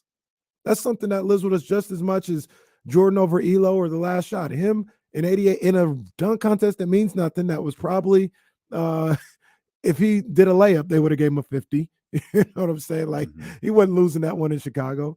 But that's a moment. That's a moment that we got to see. Kenny Caraway says 88 slam dunk contest was rigged. You think Nick was going to walk out of there with a championship? No. He wouldn't have walked out of Chicago if he had walked out of there with that trophy. Jordan did the same dunk twice. Matter of fact, he had a better to dunk. Kiss the rim joint? Kiss the rim. Well, he did the free throw line twice. He did the free throw. Yeah, he did the free throw line early in that, him and Neek. And then he went back to it at the end. And they gave him a 50. Now, to their defense, I gave him a 50 both times. But yeah, he did the same dunk again. And I think Kiss the Rim, which should have been a 50. That fit the rim was cold. What did he get, a 48? He got like maybe 47 a 45 or something. Yeah, it was that was the one that got the weird. Like, what? I was like, oh, y'all are. So then Neek does throws it off the backboard, catches it, 2-hand windmill, and they give him a 45. They're like, yeah, we messed up. We messed up. Leaving the door open for Jordan to go and do the same dunk again. But the point being, 88's the threes, right? 88's the 88's the threes threes. in the iconic poster. Mhm. I'm not saying he would exactly have that, but it's just a missed opportunity. I wish I would have seen him do it. I disagree. I don't care. I never cared that LeBron didn't do it. Mm. When Kobe did it, he wasn't Kobe yet. No, but he put people on notice because Kobe wasn't even playing. He did Oh, not. he put people on. He did not. Kobe was like, yo, he's that dude. He's that dude. No, that is. Watch out for this Stop Kobe being dude. so He's romantic. that dude. That whole. This is how history gets messed up. That whole Saturday night was him. This is how history gets messed up because of moments like that whole Saturday night was him. No, I understand. And Iverson. And that's fine. Iverson, and they played in the rookie All-Star game. What else was going on that night? Nobody was on notice that night. What else It was was like, going on oh, it was a cool little dunk from Kobe. Oh, Kobe They- dunk contest. Nobody say Nobody was talking about, oh my God, this number 8 in LA. I guarantee you, if we had First Take back then, First Take would have been like, yo, this Kobe Oh, really? Bryant That's what guy. we're doing. That's what we're doing. I'm just saying that's what we're would have doing? happened. That's what we're doing. We would have talked about it. Yeah, it was All-Star break. Ain't nothing else to talk about. It's the middle of February. You know, the other thing that was going on, which added to the stardom, you remember who else was there cheering him on? Brandy? Brandy. Yeah. Was every time he dunked, Yeah. they cut to Brandy. And Yeah. she's like 10. They went to And at the prom time, together. Brandy was Yeah. almost like the genuine of R&B at the time. I remember that. We used to be like, man, Kobe could be our homie. Like we just in high school hanging out. Like Kobe could be our dude. Yeah, man. And then Vince was already Vince. Brandy was bigger than Kobe at the time. Yeah, that's what I'm saying. Yeah, That Brandy was helped bigger with than Kobe stardom at the too. time. Yeah. But Vince, so Vince, he had like maybe an 18-month buildup. I would even say more because people knew he could dunk in college. And they were like, can't wait till he gets in the dunk contest. Yeah. Then he comes in the strike season. There is no dunk contest. So that was his second year. And boy, he delivered. But he had the buildup. He delivered. And it's iconic. I just feel like LeBron could have done the same. All right. I disagree. I don't think it matters. It matters at all. Except to the people who Mike did it. Mike was in the dunk contest. I gave you a different argument though. I said no, I'm saying all it those only, guys. Yeah, now see the one of see Mike did it. That's why that's a why prime Mike's the example greatest. why he can never be hired. Okay, settle down, sir. Calm down. That has nothing to do with nothing. But yeah, you know what else has nothing to do with nothing? The tweet that Adrian Wojnarowski. You hit it out the park. The tweet that Adrian Wojnarowski put out there, followed shortly by Shams Charania, where they said, "This just in, breaking news." Come on, man. The Washington Wizards and I forgot Brad's agent's name will work together in a trade for Bradley Beal. If the Washington Wizards decide to go that direction. Now, I get it. I get it. On the surface, it's like, oh, okay. So a team and an agent are going to work together on a deal. Okay. Wow, we might have something here. Except for the fact the Wizards don't have a choice. Bradley Beal is the only player in the National Basketball Association with a no trade clause. He is one of one in the league right now. No one else has that. Basically, what those two insiders tweeted today was the obvious. It wasn't that the Wizards are doing a rebuild, which has been discussed over the course of the last couple of weeks, ever since their new general manager was put in place. But there's nothing. There's literally nothing here. Do you think Brad ever gets traded? Yes. I didn't think that before. I do think that now. I think he does too. But it's an interesting situation because it's a lot of money. I do want this to be known. I tried this morning to find game show music for career salaries, but I think our little Odyssey generic music site was down. Oh no! But I've got a multifaceted game here for everybody listening. Bradley Beal's played 11 seasons, 4 more years under contract. We've got 2 phases of career earnings. Phase number 1, 11 seasons. Bradley Beal, the most he's made, $43.2 million, and that was last year. 11 seasons. Bradley Beal taken number 3 overall back in 2002. I'm sorry, in 2012. It's like, no way, that doesn't sound right. 2012. 11 seasons, 43.2. To this point in his career, how much money has Bradley Beal made? I'll go first on this one, Jesse. Ooh, I'm gonna say I actually can't play this game because I know it. Okay. All right. Jesse's out. Well, I'm a one-man wolf pack here. Mm-hmm. And I'll say to this point, Yep. he's made $270 million. $221 million. Now, part 2 of the game. Bradley Beal has 4 years left on his contract where the money peaks at $57.1 million. He's made 221 in his career. In 4 years, Bradley Beal's career earnings will be what? I'll go first again. It'll be 410. Are you in on this or no? I think I know I don't know exactly, but it's like 431, right? It's pretty damn close. It's 428. $428.8 million. That's not a rule. You literally make it's up the rule on the Price is it's Right. not. This isn't the Price is Right. That is not your W. That is my W. I've always going over. That's not the rule. Everybody knows that. It's the closest. Without going over. No, I literally make this up on the fly, and you're inventing the rules.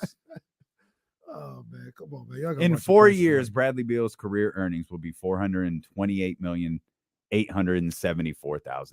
And in 4 years, how old is he? Do you I think know? he's only 33 in 4 years. He gonna get. He's 29 now. He gonna get another 150, and that's probably on the low end. Man, It's probably on the low end. He might get a 200 million. do you think Brad gets traded? Yeah, eventually. I think next summer's the summer Why?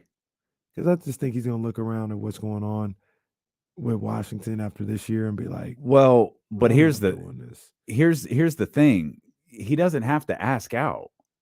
They can come to him and say, "Hey, we have a deal with Miami. Mhm. Hey, we have a deal with ...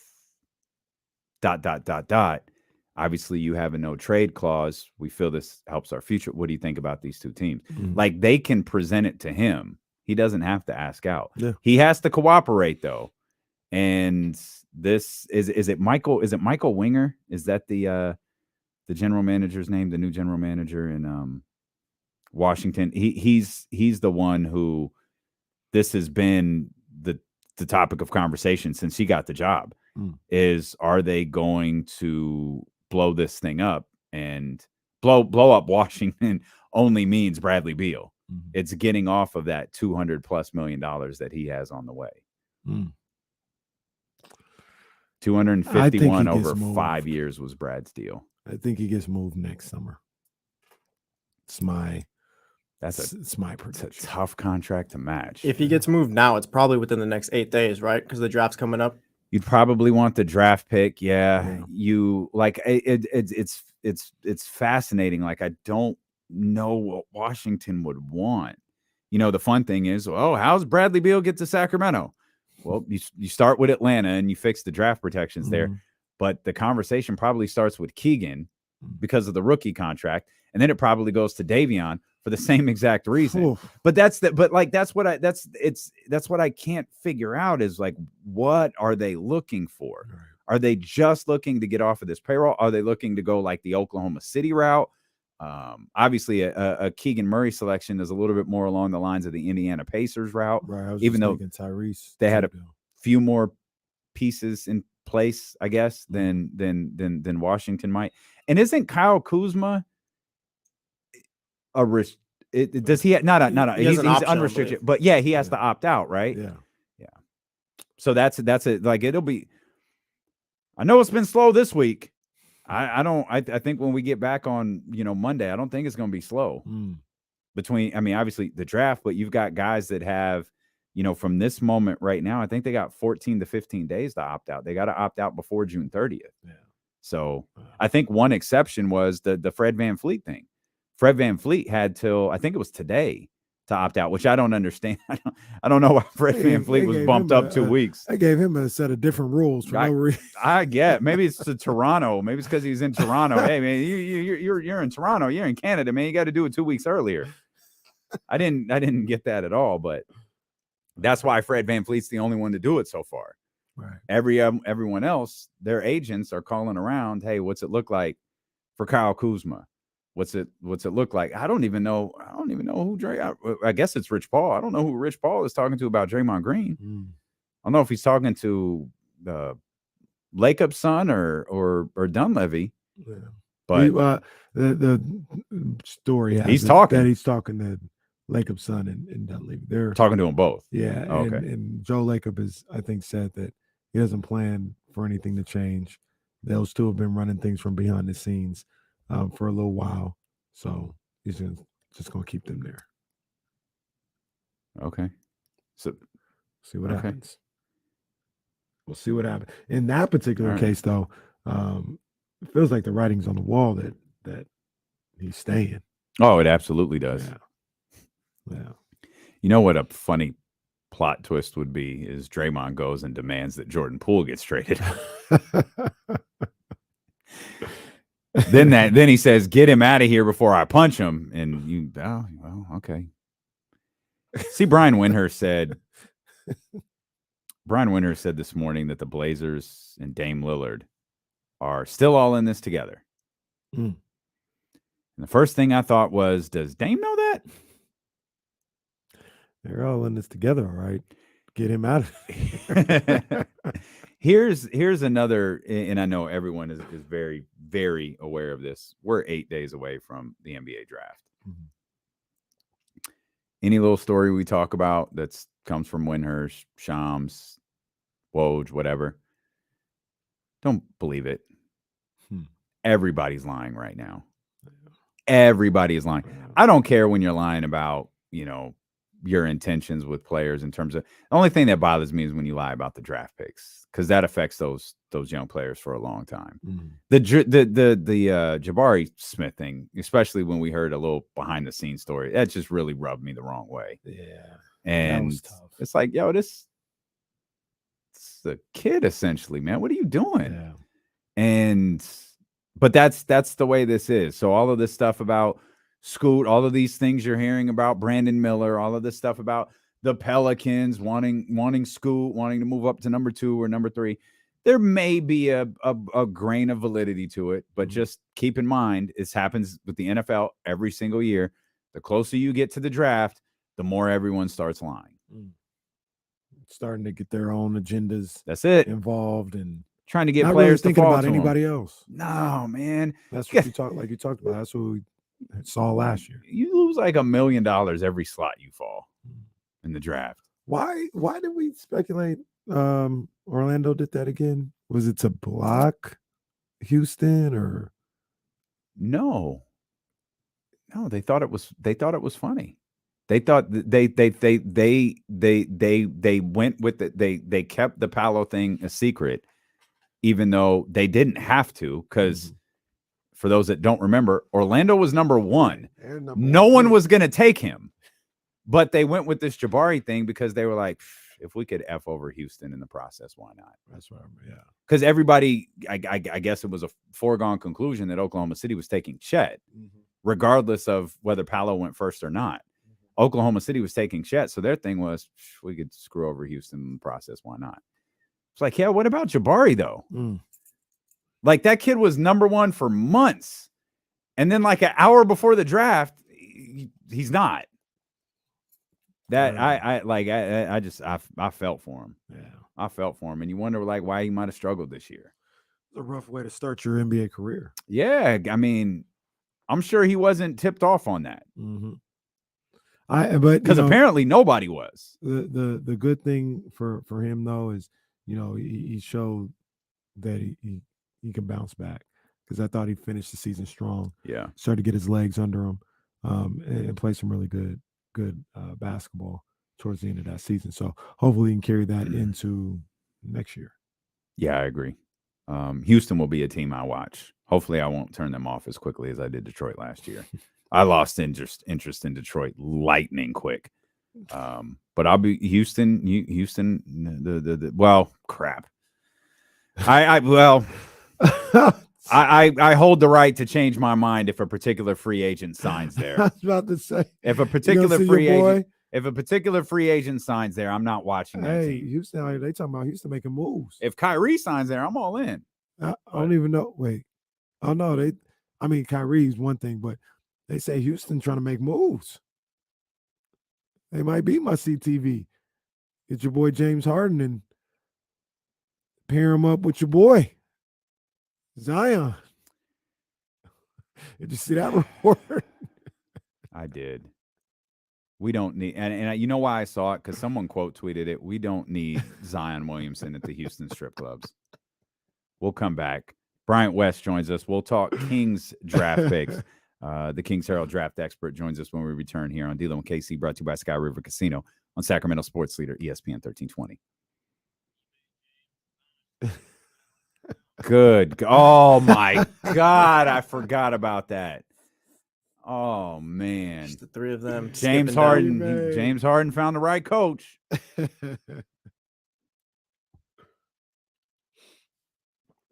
I didn't realize, not that it's in my job description or my business, that Monty Williams got remarried.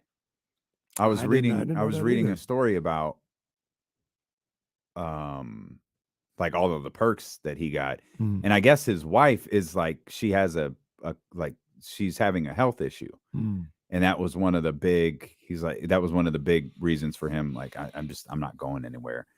She got a positive update before the second phone call came. And that's what really was like, okay, I'll do it. Yeah.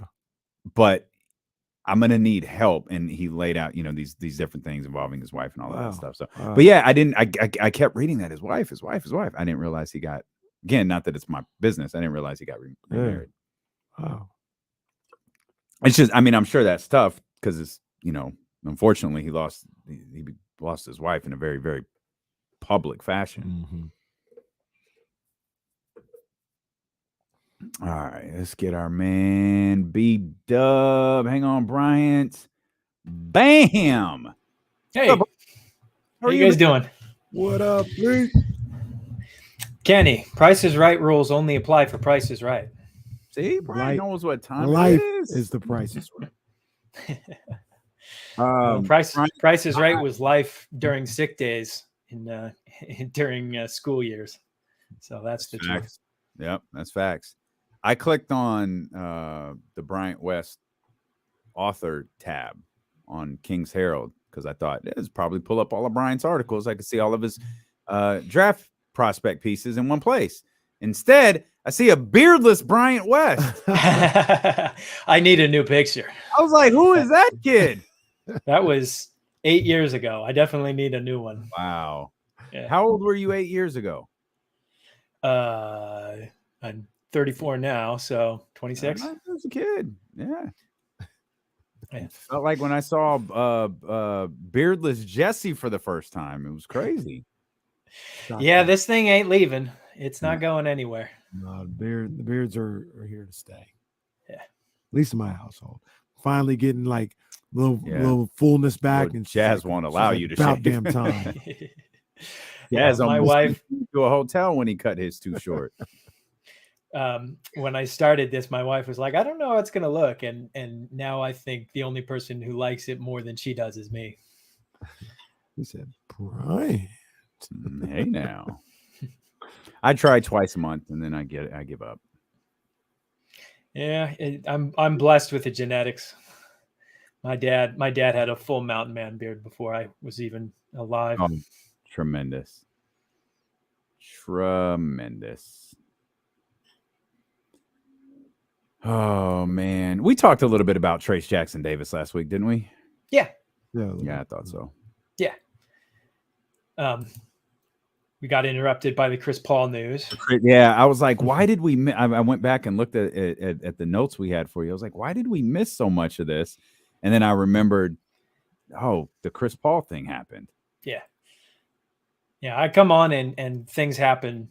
I was on with Brendan last night on the King's Pulse, and he said, hey, I'm glad you're going to be live streaming draft coverage again, because he always likes to get my faces when crazy stuff happens. That's good stuff. That is good stuff. Did we say the Giants won on the radio? I don't remember if we did or not. Oh, good. They got things win.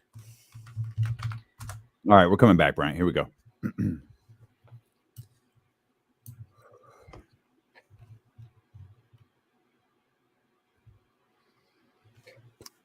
Happy to bring in our draft expert from the King's Herald, Bryant West. It's hashtag Bryant West season. Yeah. Here on D-Lo and Casey. Excited to talk some Kings basketball with our man Bryant. Excited to talk some potential Kings draft picks. I know there's a lot of players, Bryant, that we all kind of collectively like. One, and we were talking during the commercial break. Like I feel like our conversation last week got a little bit derailed, and it did, because right when Brian joined us, we got the Chris Haynes tweet regarding Chris Paul, and then the war of the insiders began with Chris Paul and the Phoenix Suns and all of that different stuff. And Brian, one thing we wanted to ask you about was, I even saw something today. Chris Murray, we talked about last week the uniqueness, especially as a Kings fan and as a Kings draft expert, of like evaluating picks at 24 versus 4 or 9 or something like that. And we've seen, we're going to get to Bryce Sensabaugh here in a minute. I one of the first names we talked about was this kid from Ohio State. I was like, man, I think I kind of dig this kid. Like, it's early in the process. I saw him in the second round a week ago. But I'll be damned, Bryant, if every week I don't open up a draft and one pick that does not change is number 24 in Chris Murray. It's damn near a unanimous decision that the Sacramento Kings take Chris Murray at 24. Yeah, I agree. It's lazy. It's just an easy thing for draft content creators just to throw in there at the end of the first round. Of course, the Kings are going to want to take Chris Murray. Why wouldn't they? And here's brother. Just 2 sentences I can come up with right now and just move on to the next one. So it's definitely annoying because I want to see more content. There is just a massive range of players who could realistically be Kings, like anywhere from, just pull open your favorite draft nerds big board. You can just go from like 15 or so to 35, 40. And I bet you could realistically make a case for a whole bunch of those players to go to Sacramento at 24. So continually seeing Chris Murray there is annoying. But I will say this, if Chris Murray's last name wasn't Murray, if he was who he is as a player, but wasn't related to Keegan, we wouldn't see him mocked to the Kings as much. But I'd still think he'd be a guy that we should be talking about in the Kings range. Content creators wouldn't, they'd actually have to give reasons for their Sacramento picks beyond the Twin stuff. But I do think he's a top 20 guy in this class.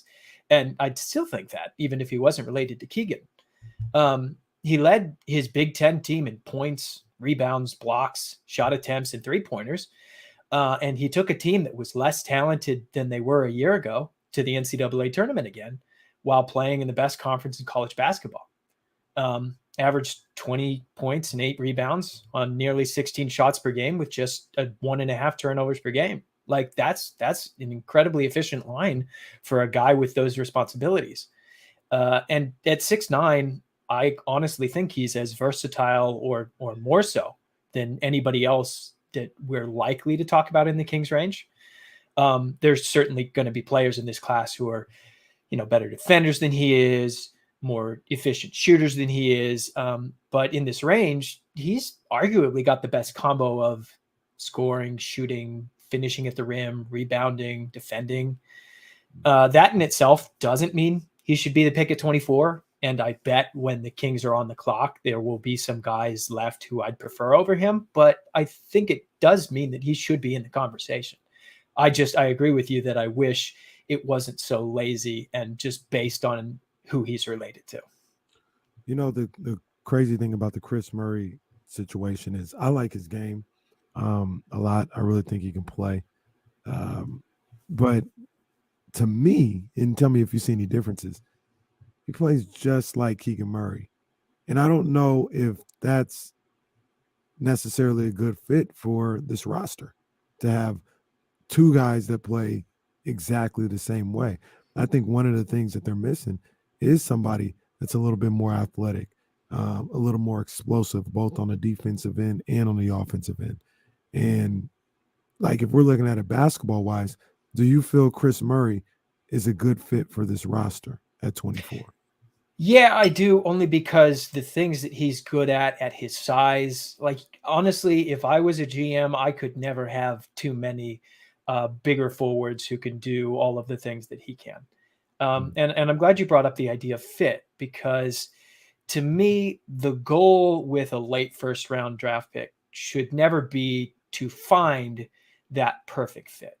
Like, finding that ideal guy in the 20s, it just doesn't happen all that often. I mean, heck, finding a good player, an NBA player who plays a meaningful role for the first team that he gets drafted to, it just doesn't happen as often as I think we think it might. And to me, being overly concerned about fit, especially in this range, is how draft mistakes can be made.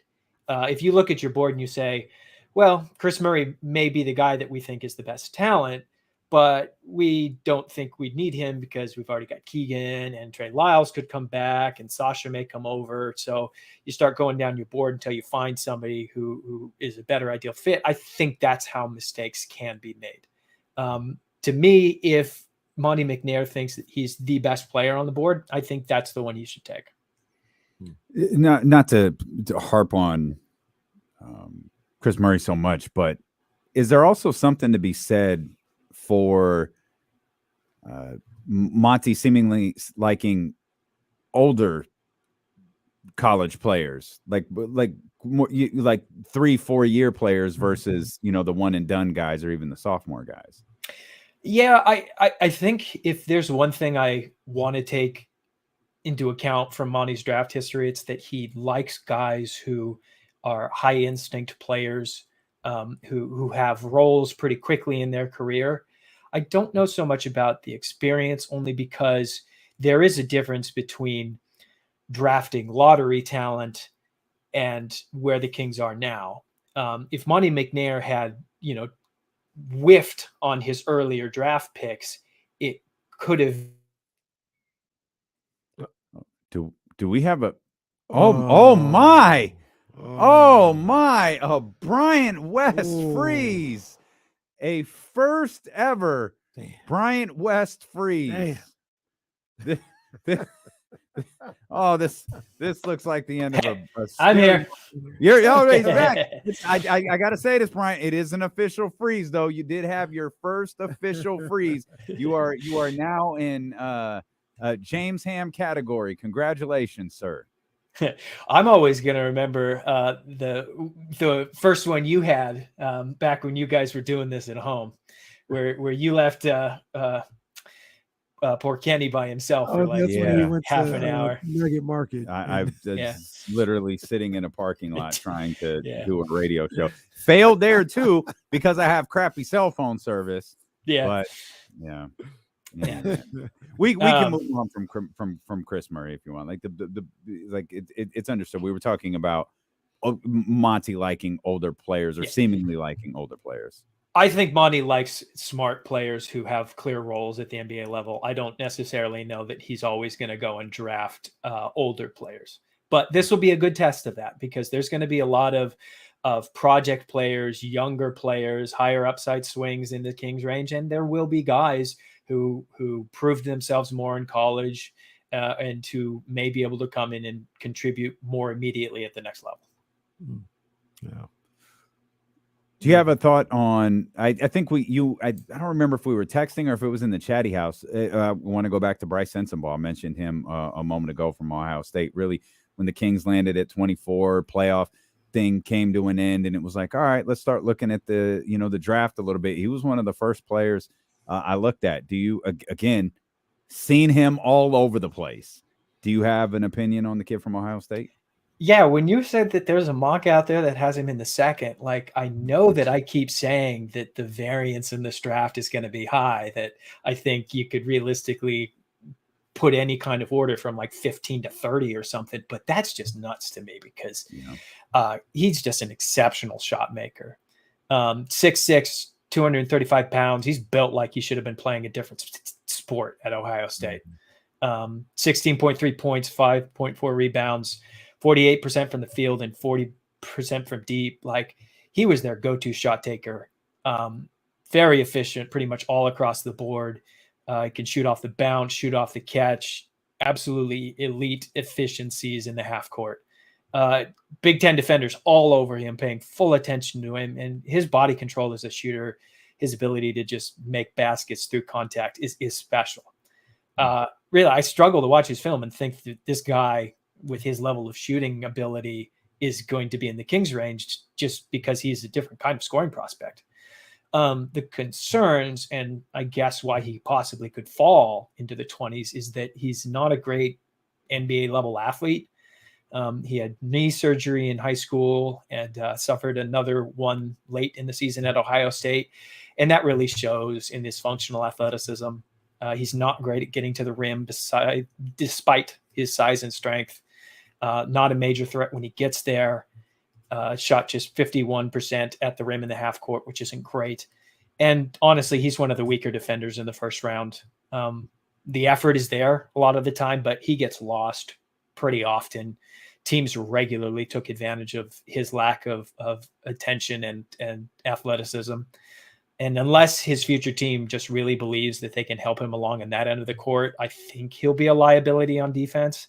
And shooters will always get NBA minutes, but to think that he can be a real upside maker, you're going to have to really construct a good defense around him. He looks kind of like he's on the Zion soda and Cheetos diet. Like he has a very undefined build. He just looks like a big guy. Yeah. He needs and to at 19 years old, not everybody's like Zion. Guys can get in better shape, but it is definitely a concern when you pair that with 2 knee injuries so far.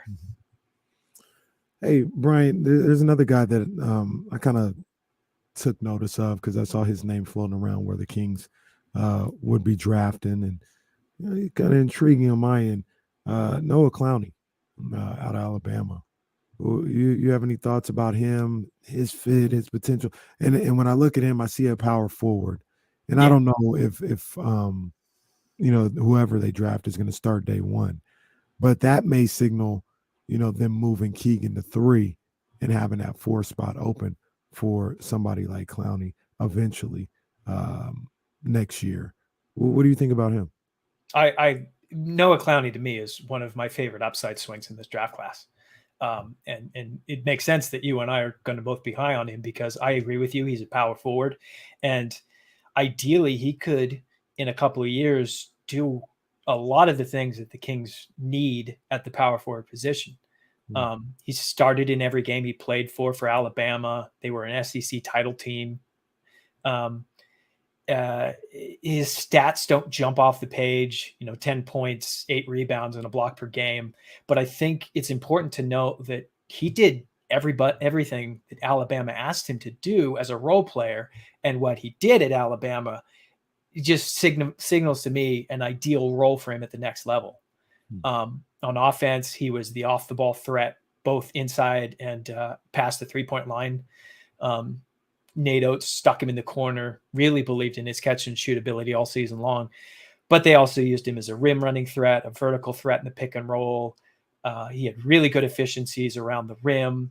His touch around the basket was pretty impressive for his age, considering like he's 6'10", but 210 pounds. And in the SEC, you know, defenses will throw their weight at you. He's just a good athlete who showcased his length, good quickness, and fluidity on both ends of the court. And on defense, he really does have the upside to both defend the rim and switch on to smaller players on the perimeter. He had good timing and rotation when teams attacked the basket, and Alabama wasn't afraid to swap him onto smaller guards and forwards. I believe in his defensive instincts. The concern is I just listed a whole bunch of swing skills, and a whole bunch of those have to come up positively before he's even going to be a meaningful role player, let alone a starter. His shot form looks good, but he did just shoot 29% from deep this year. He's got good touch around the basket, but he's just 210 pounds at 18 years old, and that's not going to scare NBA defenders. He works on defense, but he did have plenty of miscues, both in the paint and on the perimeter. If you want to gamble on upside in this class, he may be the best to go for, because we know how rare a 3-and-D big man is to get. And the ideal version of him is a great fit with this team. But I'm going to understand if Monty McNair wants to pass on him. And you know, that's one of the things that kind of, you know, put me over the hump with this guy. Yeah, you two share a brain. Yeah, we do. We do for a lot of prospects. Players, yeah. We always get to the same point. I don't know if we get there the same way, but we get to the same point. And the thing that put me over the top, because I'm looking at almost anybody they drafted 24. You know, maybe there's some exceptions, but you have to be able to shoot the ball. You have to be able to shoot the ball. That is a prerequisite if you're going to play for the Sacramento Kings at this point in time, in my opinion. You have to be able to shoot the ball. You talk about how he shot 29% from three, and that was concerning. But when you see it, when you actually see the shot, it looks like something that should and could go in more often than it did last season, with more work and just continuing to work on his game. So that's what opened me to the idea of a possibly game, because I don't care who it is. If you can't shoot the rock, at the very least, can't shoot the rock or can't play make and create your own shot, I don't have nothing for you here in Sacramento. I just don't. Yeah, and for a big guy at his age to be such a natural looking shooter, it's really promising. I would trust that he gets there, but then again, it is a real dice roll. But that's the kind of stuff he can take at 24. Like, we're not talking about him in the top 10. We're not talking about him as a guy who needs to come in and start immediately. He could go into Stockton for a year or two, and then all of a sudden we're looking at a guy who's ready to play a role that the Kings haven't had in a long, long time. So I agree with you. To me, he's my favorite of the big men who is in the Kings draft range. Steeler with KC on KIFM West Sacramento, 98.5 FM, KRXQ HD2 Sacramento, ESPN 1320, always live on the free Odyssey app. You can watch the show on Twitch and YouTube, as well as our man Bryant West, the draft expert over at the Kings Herald, kind enough to join us here. I do want to express my love for both of you, by the way, particularly you, KC, who bring up Noah Clowney, who's a 19-year-old freshman. And you brought that up immediately after I asked about Monty McNair liking older players. And then you two spent like the last 8 minutes glowing about this 19-year-old kid who has this massive amount of upside. So the funny thing about that, though, is because I agree with you, and I've heard the same things, and you kind of notice. Well, it's more of a noticing thing than hearing it. I think Bryant brought it up. If you're trying to draft in the first round, there ain't too many old guys that you can go get. That list of like freshmen, it was crazy. Remember I talked about it all throughout the season. I was like, yo, they've got some big time freshmen who are going 30th, 30, real late in the first round. So I think that's going to be what he has to work with, is one of these younger guys. He may be forced to take one of these younger guys that he normally wouldn't look at, because the talent pool is so deep in this draft. Yeah. And just to say, when have we ever been able to predict what Monty McNair is going to do? Never. Pretty much at any point. Like, Yeah, never. Just thinking about just the drafts, but also trades. Like, I don't think there's ever been a time where I successfully predicted what this man was going to do. So if he takes a 19-year-old in the first round at the 24th pick, hey, it's not going to surprise me, just because I've learned at this point. I'll be surprised if I'm not surprised. We convinced ourselves Monty McNair was going to turn down an extension offer. We got yeah. Let's head over to Doug Christie's alma mater. How about Maxwell Lewis? Yeah. Kenny, I promise you watch any of Max Lewis, this guy is going to be another one that pops off for you, because he's just a bucket getter. And I watched probably too much Pepperdine last year, because I am a son of the West Coast Conference, my beloved St. Mary's Gales. Pepperdine was the worst team in the WCC over the last 2 years, but I don't put a lot of that on Max Lewis, and I don't think that really limits who he can be at the next level, because 6'7", really sweet jumper, captivating upside, both as an on and off ball scorer, shot 43% off the catch. And I think that's going to give him a really solid baseline moving forward. He can come in pretty much immediately and space the floor. Defenses are not going to be able to sag off him, because he can just shoot it immediately. And then as you move along, I think he's a project player in a lot of ways, but as he develops, I think you can give him more and more on-ball responsibility, because he showed real flashes of mid-range pull-up, turnaround, ability to get to the basket later and later in the season. I think that on the ideal team that brings him along patiently, he can be a 3-level scorer. To me, the concern is on defense. And again, I want to preface this because Pepperdine was just an awful defensive team last year, and they were the year before too. That whole team was a chaotic mess on defense. So maybe in the right system and a team that says, hey, you ain't playing till you play, put in some effort on defense. He has the tools. He's 6'7", bigger wingspan than that. I think it's a 7-foot wingspan. He's quick. He's long. He knows what he's doing, but he just has to put in the work on defense. So I think the question is, how is he going to transition to the NBA? Is he going to adjust to that new offensive role well? And can he put in that effort on defense?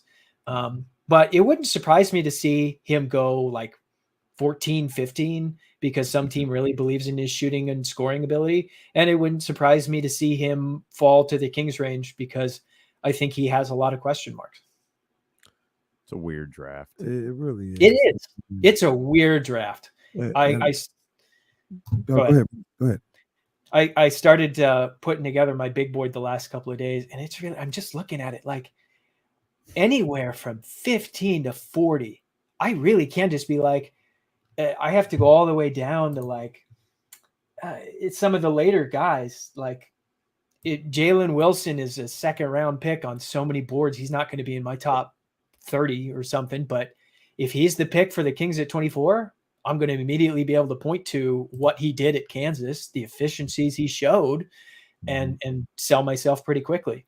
It's really a different situation to be a smart team drafting in the late 1st round, when you know that you both don't need an immediate contributor, but could use more depth. It just opens up, especially in a draft this deep. Jalen Wilson, my boy Keontae Johnson as well. Those are two guys that, man, if the Kings come away with one of those two in this draft, I'd be hyped about seeing them. I watched a lot of Big 12 basketball for whatever reason. But one last thing real quick, Bryant. Is there a position that you would be shocked if the Kings selected a player here? So would you be shocked if they selected a point guard, a shooting guard, a center? No, I wouldn't. Because at the end of the day, I think Jerry Reynolds made this point on the Kings Herald podcast a couple weeks ago. When you look at where teams kind of start their ascension and where they end up when they are the best team that they can be, the roster turnover is always more than you may expect.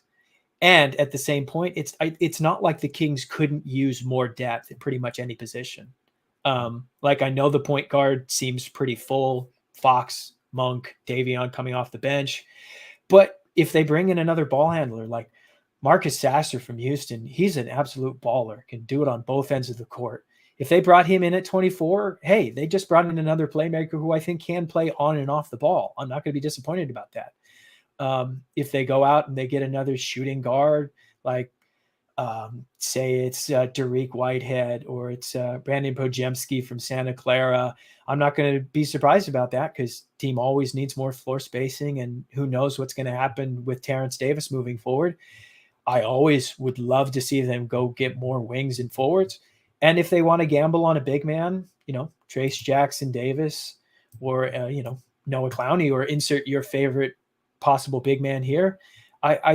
To me, there's not a position, especially when you're drafting in the back half of the first round, that you just absolutely can't fit on this roster. Dariq just had a surgery, didn't he? Foot surgery. Yeah. Dariq was thought of as a lottery prospect a year ago. Kind of broke his foot in Duke's training camp. Didn't look right all year, but that didn't stop him from being an insanely efficient shooter. His movement shooting abilities, his ability to get shots off whatever balance he's got is absolutely impressive. And as soon as they said, hey, the first foot surgery didn't heal right, he's got to get a second one, it kind of made all the sense of the world, because he had gone from this guy who was just an above the rim finisher, an excellent athlete, to, man, that guy was stuck beneath the rim a lot in Duke. And the only thing he ever really, really looked comfortable doing was shooting. To me, he's one of those upside swings I'd love them to go get, because I'm no medical expert. I don't look at his records and say, oh yeah, this foot surgery is really easy for him to come back from. But if you're adding a guy who was a 3-level scorer just a year ago, one of the top 10 guys coming into college, who also shot 42.9% from three this year, like, to me, that makes all the sense in the world. Really great stuff, Bryant. We appreciate you as always. Make sure you check out his amazing work over at thekingsherald.com, and we'll be back with more of D'Lo and KC, brought to you by Sky River Casino here on Sacramento Sports Leader ESPN 1320. Great stuff, Bryant. Thanks, man. Dog. I always appreciate you both. We appreciate you, buddy. We'll talk to you soon. Take care, bro. See you next week. Okay. Bryant West, ladies and gentlemen. 13th round. Yeah, man. 13th round. It's a Wednesday. It's a Wednesday. I didn't do just kicking it yesterday. Kicking it with Casey. Right.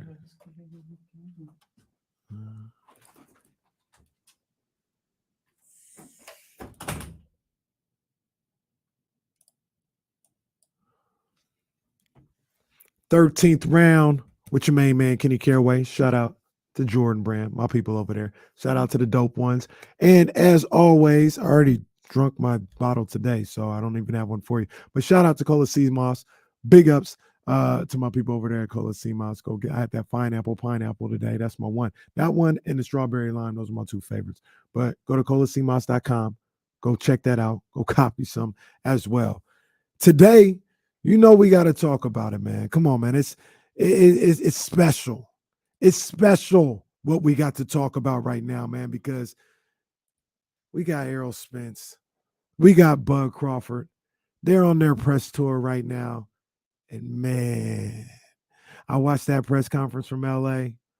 I said, oh, man, this is crazy. Like I'm not even going to lie to you. It almost felt surreal to see these two finally sitting there talking about a fight that they're about to have. And then, I think about the fight, and I think about the stipulations. I think about what's going on. These guys have signed an automatic rematch clause. So we're going to get at least two of these things, maybe the trilogy. And these two are the baddest, man. I know a lot of people talk about the Usyks, and they talk about the Canelos, and they talk about the Inoues and all that. No disrespect. No disrespect to those guys. They are great fighters. They are pound for pound top guys, no doubt about it. But for my money, these two are the best. This is the true fight to see who's the number one fighter in the world. Now, I was trying to think about it. Like, when was the last time we got like 1 versus 2, for number one pound for pound fighter? Maybe you guys can let me know. Hit me in the comments. Hit me on Twitter at IMKDiddy. But it feels like it was Canelo Triple G, I think. And then before that, I can't even remember. This is iconic, man. Spence Crawford. I'm going to talk about it so many more times leading up to this fight. But one thing that stuck out for me on the press conferences, Errol Spence, much bigger guy than Bud Crawford. Once again, big fish going to handle business. Spence by unanimous decision. I'm saying it right now. We'll see, though. It's 13th round. Big fish. They had a weird little dialogue in their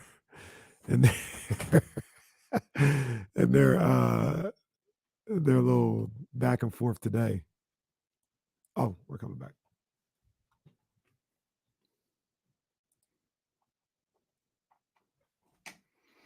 Nine 916-909-1320 if you want to get in on the phone lines. Appreciate Bryant for being with us. Love every time we talk to him, but really love talking to him around draft time. He does some great profiles over at thekingsherald.com. Make sure you check out some of that amazing work when you get the opportunity. Rico Hines, we noted this yesterday after the Monday after the Bobby Jackson news. That Rico may be on his way to Philadelphia to join Nick Nurse's staff. Rico Hines is, in fact, on his way to Philadelphia to join Nick Nurse's staff.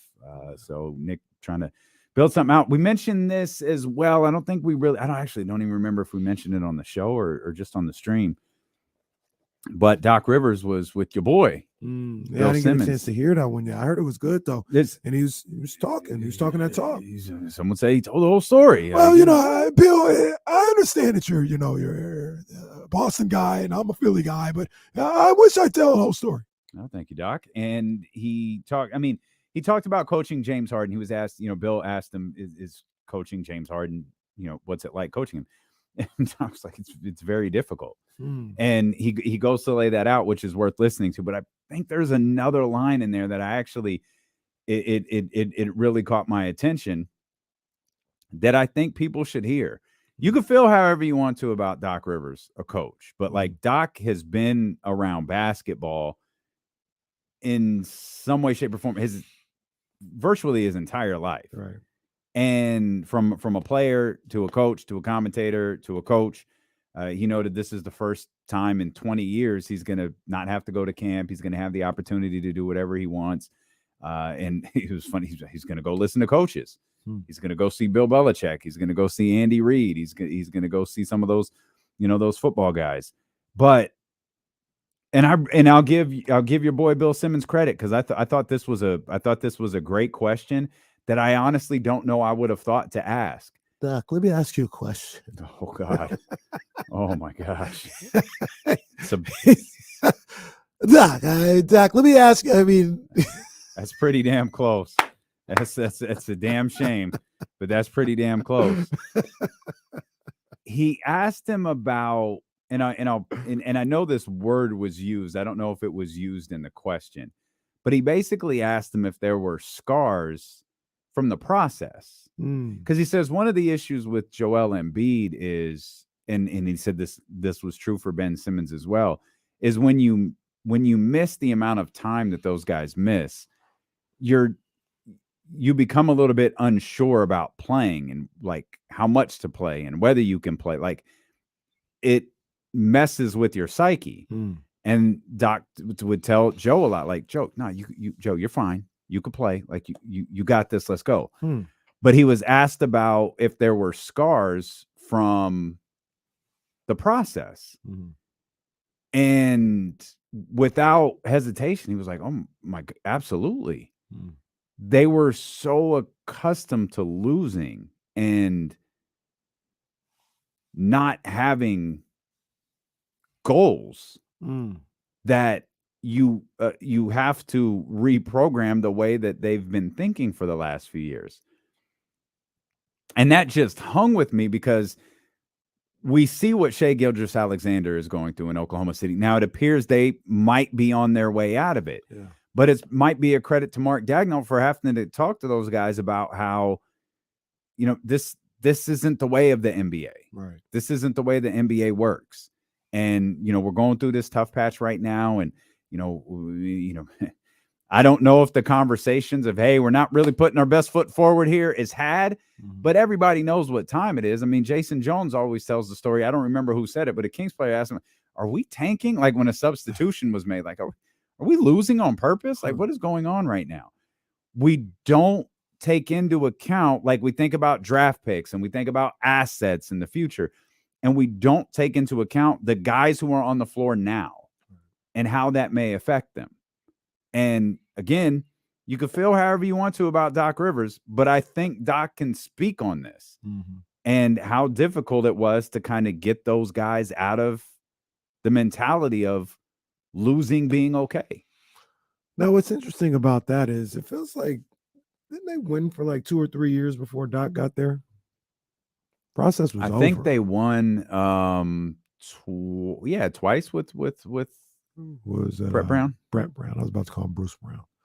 He's good too. Yeah, he is. But the gist of it is, I'm not like Joel Embiid is still there. You know, Ben, like you've got, I don't know, did Doc coach Ben, right? Yeah, Doc coach Ben Simmons. He ran him over. Hey Doc, what are the effects of running a player over in a press conference? You know, I don't know, and we're gonna have to see. No, Doc, I think you could speak on this one. I'm gonna need you to give me an answer, Doc.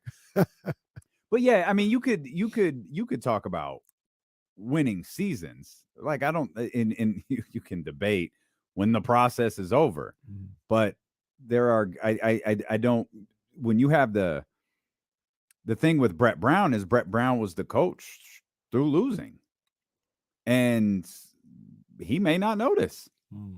He may not see it. Whereas Doc, you know, goes from the Celtics to the Clippers, and you know, he's suffered his fair share of losing in the playoffs, but he's getting there. Yeah. He's getting to the playoffs. Like he's winning in the regular season. And so he might view the team differently than Brett Brown did. Yeah. No, and what I only brought up the winning just because I was trying to think about the time. It's not to discount Doc's point, because he's 100% correct. And it's one of the things that I think about. You know, we don't have to think about it anymore, but you know, when the Kings were losing. It's wild. Brett Brown was there longer than Doc Rivers was. What was it, 4 years? Gosh, was that it? I thought it was longer. I thought it was closer to like 5, but I know Doc was only there, what, 2? He was there 3? 1. I'm thinking of the playoff failures. So damn. Number 1. Wow. Not Doc's, but the Sixers. I think Brett coached them in the bubble.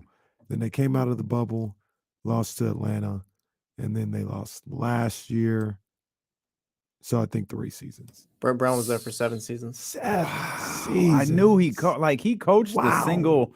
Did they have a single digit win season? They went 10-72 and 15-16. Wow. Unbelievable. And I mean, I guess to their credit, that was part, like everybody was understood what was going on, but that is pretty wild. Yeah. That is pretty wild. Yeah. So, I mean, this was something that I was worried about when the Kings were, you know, this time last year, when they were facing what to do. People just wanted to blow it up, tank for Wembanyama. This draft is crazy. And I just don't like the precedent that sets. I just don't like it. I understand the strategy of it. Like, I get it. Not dense. I understand it. I just don't think that, first of all, I didn't think that this. You're talking about the year of the Domas trade. The year that, the Domas trade. Yeah. I just didn't think that this franchise could sustain and handle something like that. That's multiple more years of losing. Yeah. Like we went over the odds, and again, the odds can be wrong. But what was Sacramento? 33.5 wins last year. Like no one saw what Sacramento was doing. But is anybody throwing money down on San Antonio? Like San Antonio's landing Victor Wembanyama, and they have like the 3rd to worst championship odds. Like no one expect. Like if you go through the Western Conference and you know try to pull teams that won't make the playoffs, almost everyone. Okay, well San Antonio's out, right? But just because they're so far away, and with you know your point about Sacramento, you're tacking 2 on to 16. Right. You win the prize of Victor Wembanyama. it's not ending at 18 Right. or 19. And I think that was one of our lines from early in the show. What was it? 16 can't become 17 because it's going to wind up 20. Right. If you mess this up, it's going to wind up 20. There was so much riding on last year where like everybody was probably going to be gone. Like if it didn't work out, you had to clear out everybody. Monty might have been gone. Fox would probably be on the trading block. You'd probably look to move on from Domas before this contract thing goes out. And then you get into a tanking mode. And that's where we talk about 17 becomes 22. Yep. Yeah. And now what are you doing? Yeah. Now Cooper and the gang, they could care less about the Kings. They're damn near in high school at that time. Like, Cooper and the Brodies. stink. Cooper and the Brodies. And see, if I was Aiden, I'd be like, yo, Casey, you need to check yourself. I'm the oldest one. He is, but Cooper had the big personality. Cooper's personality was massive. Cooper said, like, what up, bruh? Cooper was like, what, 5, 6? Maybe not 7, even that old. 7. Cooper was 7? Cooper 7. Yeah, Cooper might have had there are radio personalities all over this building, and Cooper might have had the biggest personality in the entire Cooper building. was bugging me from the moment I met him to when he found out what I did. Mm-hmm. He said, I want to come on. Mm-hmm. I want to talk. And he meant it. For those that watched yesterday's show, Cooper was trying to get in the studio door multiple times. That's why we moved the D'Lo and KC banner, so you could see Cooper standing at the window of the door trying to get in. It didn't disappoint. He was ready for his opportunity. He was ready. And as soon as that door opened, he was ready to rock. He was ready. But I mean, the point being, like, at least when you talk about the Kings, it just wasn't going to work. But in a broader sense, Jock is just telling you right now, like, not that it doesn't work or can't never work, but it's a lot of extra work that you got to do when you're dealing with a team that is tanked for, multiple seasons. Shout out to the Thunder, who are doing some, great things, right? Like I believe that team is absolutely, like, obviously the team is on the ascent. I believe that team's going to be, really solid in the future. Mm-hmm. But we did ask the question, what was it, I think we asked the question when Chet got hurt. So Shea's just chilling on another trash ass basketball team. Now that's us because the team was solid. But in the thought of, okay, Chet's out, are they really going to try to tank for Victor Wembanyama? Like, what's their approach to the season going to be? And how do you rationalize this to Shai Gilgeous-Alexander? That wasn't a bridge that they had to cross, but it's things that you have to think about. The De'Aaron thing, like if the Kings had actually tanked. If I'm De'Aaron, you talk about De'Aaron being on the trading block. I would have told Chris Biederman, put me on the trading block. I would have told James Ham. I was like, hey, everybody in attendance, put me on the trading block. He would have had his best do-rag on. Talking about get me out of here. And you know what? How could you have been mad at him? Couldn't be. It couldn't be. Like, the guy's already 5 years into his career. You want him to sign up for another 5 years of misery? Of hope? Please. De'Aaron's whole basketball future changed this year. We talked about the impact on Cooper and the next generation. The hell did this season impact have on De'Aaron Fox? Big time impact. I owe that brother De'Aaron Fox an apology. That brother can go. I didn't know. Well, of course you didn't know, Stephen A. You weren't watching. You like a Warriors fan. You don't watch hoop. You over there watching the Lakers. That's what you're doing. That's what you tell. And apparently you're watching the Blazers because you feel really bad for Dame Lillard. What do you say? You always want to cry or something like that? Yeah, I'm really. Kenny, let me tell you. This brother Damian Lillard, it just makes me sad. I just watch him and I get sad. Like, we got to get the brother out of Portland. Just get the brother out of Portland. That's a good Stephen A. Did you see Shannon and Skip? Shannon get emotional. I did. I was mad at Shannon too. What the hell are you crying for? Cuss his ass out and storm off the stage. I'll say this though. I did watch it. I actually watched it a couple of times because I was really hoping he'd cuss him out at some point. I get what he was saying. Like Shannon Sharp really became a big TV personality because of this show with Skip Bayless. I think because I don't watch it and I have never seen extended episodes of it until I started going to my current barber. I didn't realize they've been on so long. I know it It's didn't been feel on like a long 7 years. time. Didn't feel like that long, but 7 years. Is I didn't even think Skip and Stephen A was 7 years ago. Yeah. That was crazy, but I agree with you. I get his point. I mean, Shannon Sharp, people knew who he was, obviously, but he elevated to another level with what he did on this show. And we take shots at Skip all the time. I'm not a fan of him. I don't really like him, but he chose Shannon. That he had the keys to that particular car. Probably because he thought Shannon was going to fail. Probably so. But he didn't. He and stumbled into a great decision. If Shannon wants to give him credit, then I'm not going to, stop Shannon. I still wish he had cussed him out though. Yeah. That show's going to be trash though. Like what? Like they don't have the employees that ESPN does. Like where they could just throw 10 different guys on 10 different days at Stephen A. Yeah. What are they going to? I don't know what they're doing. Is your boy coming back? Who? Whitlock. You put they you couldn't because they just agree on everything. Right.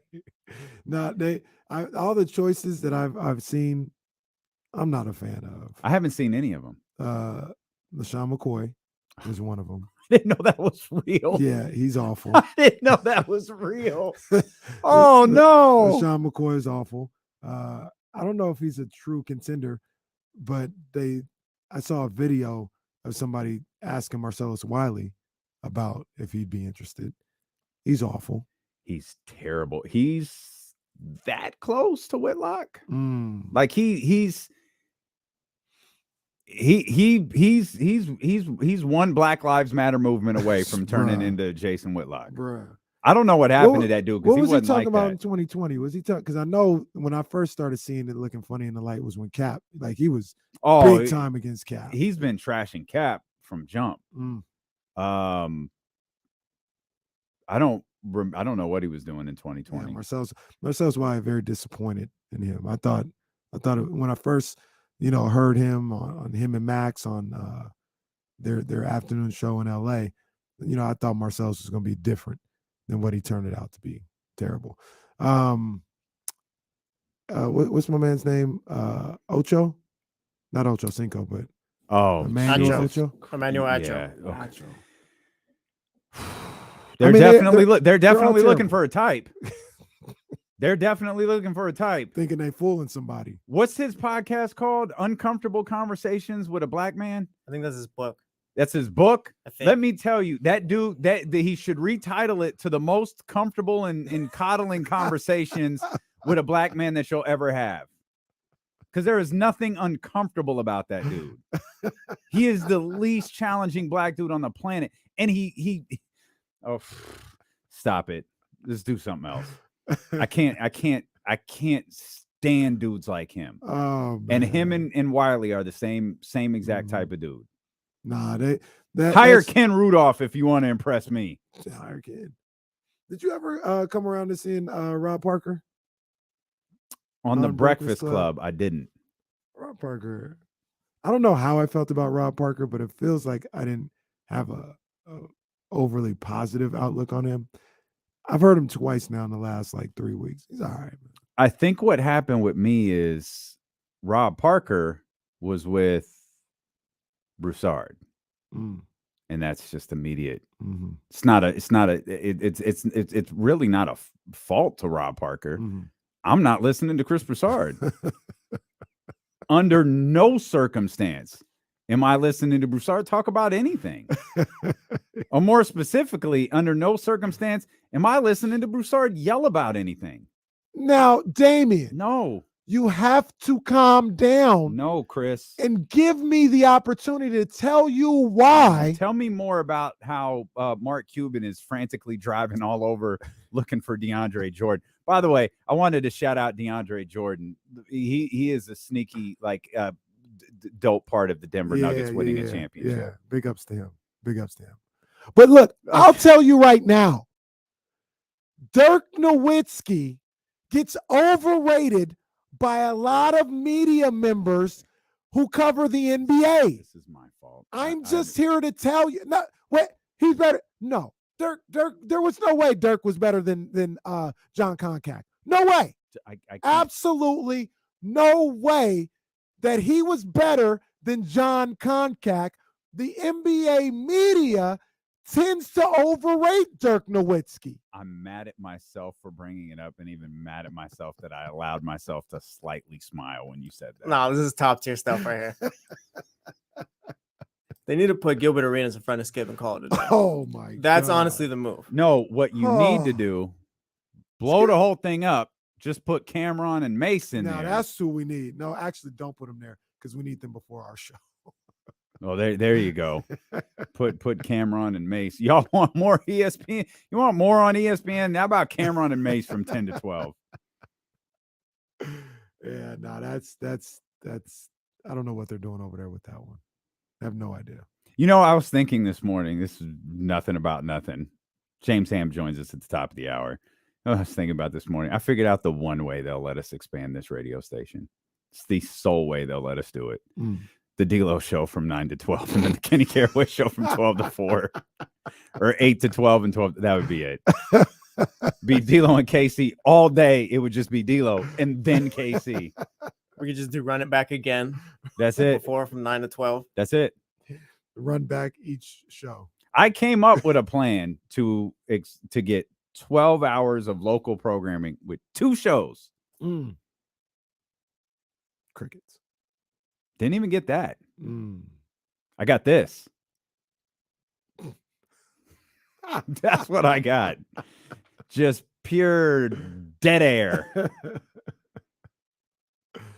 We're trying. We go there. We're gonna get there. We're trying, Jennifer. We're gonna get there for sure. We're trying. Did you say, speaking of Gilbert Arenas, somebody said, oh, Jesse said Gilbert Arenas. Did you see that he disparaged Nikola Jokic? It was like, yeah, I just don't understand his brand of basketball. I saw. I didn't see. Gilbert be saying some wild stuff. I don't care what Gilbert Arenas says. Like, I honestly don't. Like, how am I going to be angry at Skip Bayless when Gilbert Arenas is out here talking? Come on, man. Like, I don't care what Gilbert Arenas says. I'm not a Gilbert guy. I was reading Awful Announcing, and they like, yeah, this dude in Philadelphia apparently went off about how the Denver Nuggets title was fake, and there's still no way Jokic is better than Joel. He sounded like Kenny talking about the Dodgers title from the 60-game season. Only I'm correct, and he's a wacko. Them dudes in Philly, man, they need a role model. A hug or something. That's it. They need something because it ain't working. Them dudes be out there wilding. Nikola Jokic he's the most, like, I just want to point this out. He's won 2 MVPs. He did exactly what Giannis did, by the way. Giannis won 2 MVPs. And it was Brian Windhurst in the Hoop Collective podcast that said, I can't vote for him anymore if he continues to fail in the postseason. Wins a title that year. The year Jokic wins his first MVP. Yeah. Jokic wins 2 MVPs. I don't think there was a conversation about him failing in the playoffs. If there was, I certainly didn't hear it. Right. And Joel wins the MVP, and Jokic wins the title. It's bar for bar what happened to Giannis. Bar for bar. It is. Now we get. But we talk about him as if he just burst on the scene in this playoff run. Like, what are we doing? Like, Jokic is a 2-time MVP. What are you guys talking about? That's the other aspect of the flip side, so to speak, of people who are like, I know you guys haven't been watching Jokic. What are you talking about? We haven't been watching Jokic. No, we're just not talking about Jokic because he's not interesting. It's not. You know why he's not interesting? He appears to hate basketball. Dude sat at the podium the night he wins the championship and goes, everybody hates their job. Like, he thinks of basketball as a job. He doesn't. Once again, like I said earlier, If he doesn't care, why should That's we it. care? That is Jokic. it. Jokic is the type of guy who gets more upset with losing than happy for winning. Like, he's just kind of relieved when he wins. He's not even excited. It's not a glorious moment. It's like, good. At least I didn't lose. How do you feel you won the championship? Good. Good.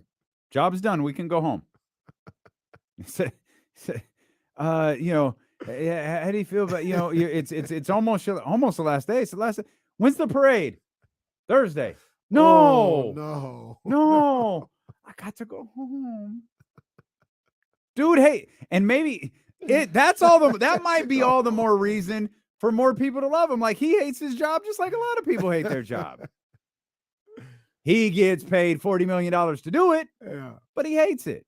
Jokic, he hates it here. He hates it here. I wonder if he even likes basketball. He just knows he's really good at it. So this we have talked about this so many times before. I don't think we've ever seen it with a player of this caliber. Yeah. There are people who play in the NBA because they're good at it. They hate it. They hate the celebrity of it. They hate the game. They hate the amount of work that goes into it, but they're good at it, and it pays them very, very well. There are far more athletes like that than anyone wants to realize. And he's got just never been a two-time MVP who just won the NBA Finals and a Finals MVP talking about, hell, we all hate our jobs. I don't think that's ever happened before. Dude literally said, no, I don't want to go to the parade. I want to go to Serbia. the champagne shower. Just NBA players. They're just like us. They're just like us. As is James Ham. He'll be with us when D'Lo and KC, brought to you by Sky River Casino, returns here on Sacramento Sports Leader ESPN 1320.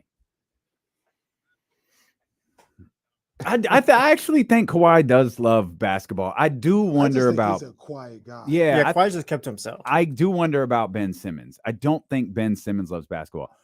I think Willie Cauley-Stein likes basketball. I don't think he likes everything else.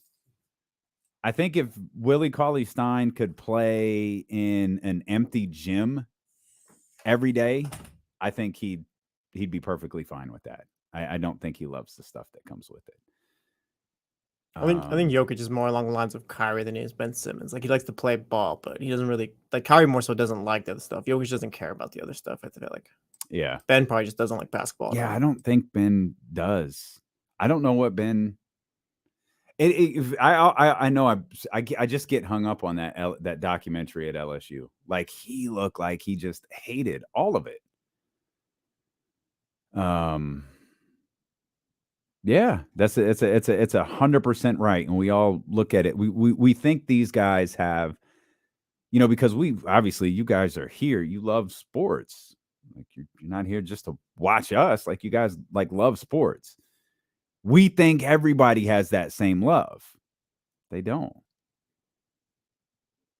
Shit, I'd probably do a job I didn't like if it paid me $30 to $40 million. I would do a job I didn't like if it paid me $30 to $40 million.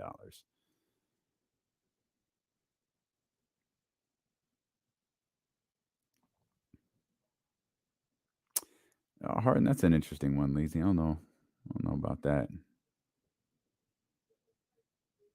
Oh, yikes.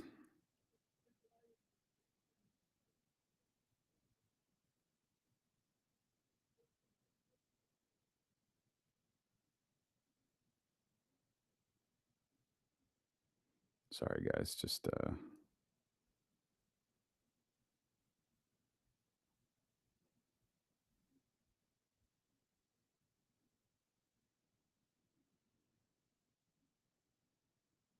sorry, guys. Sorry. I got to send something to the group thread.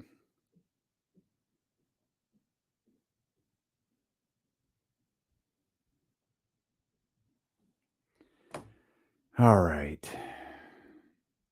My sultry pipes. I could do my Visit Sacramento voice again.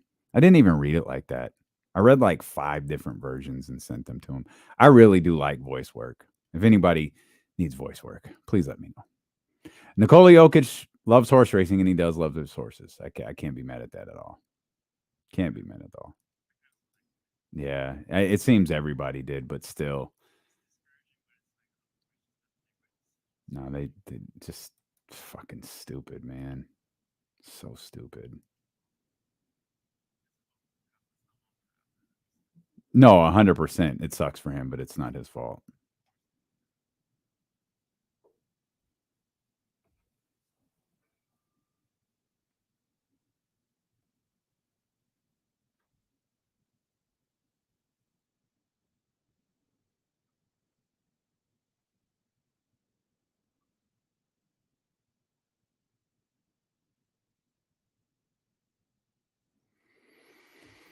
Mm.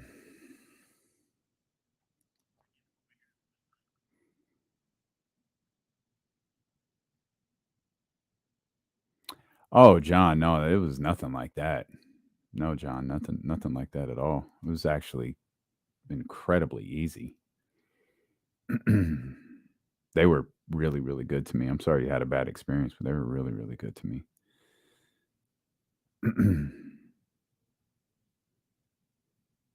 Yeah, they sure do. That's a good call, Aldrin J. That's a good call right there. Coming back.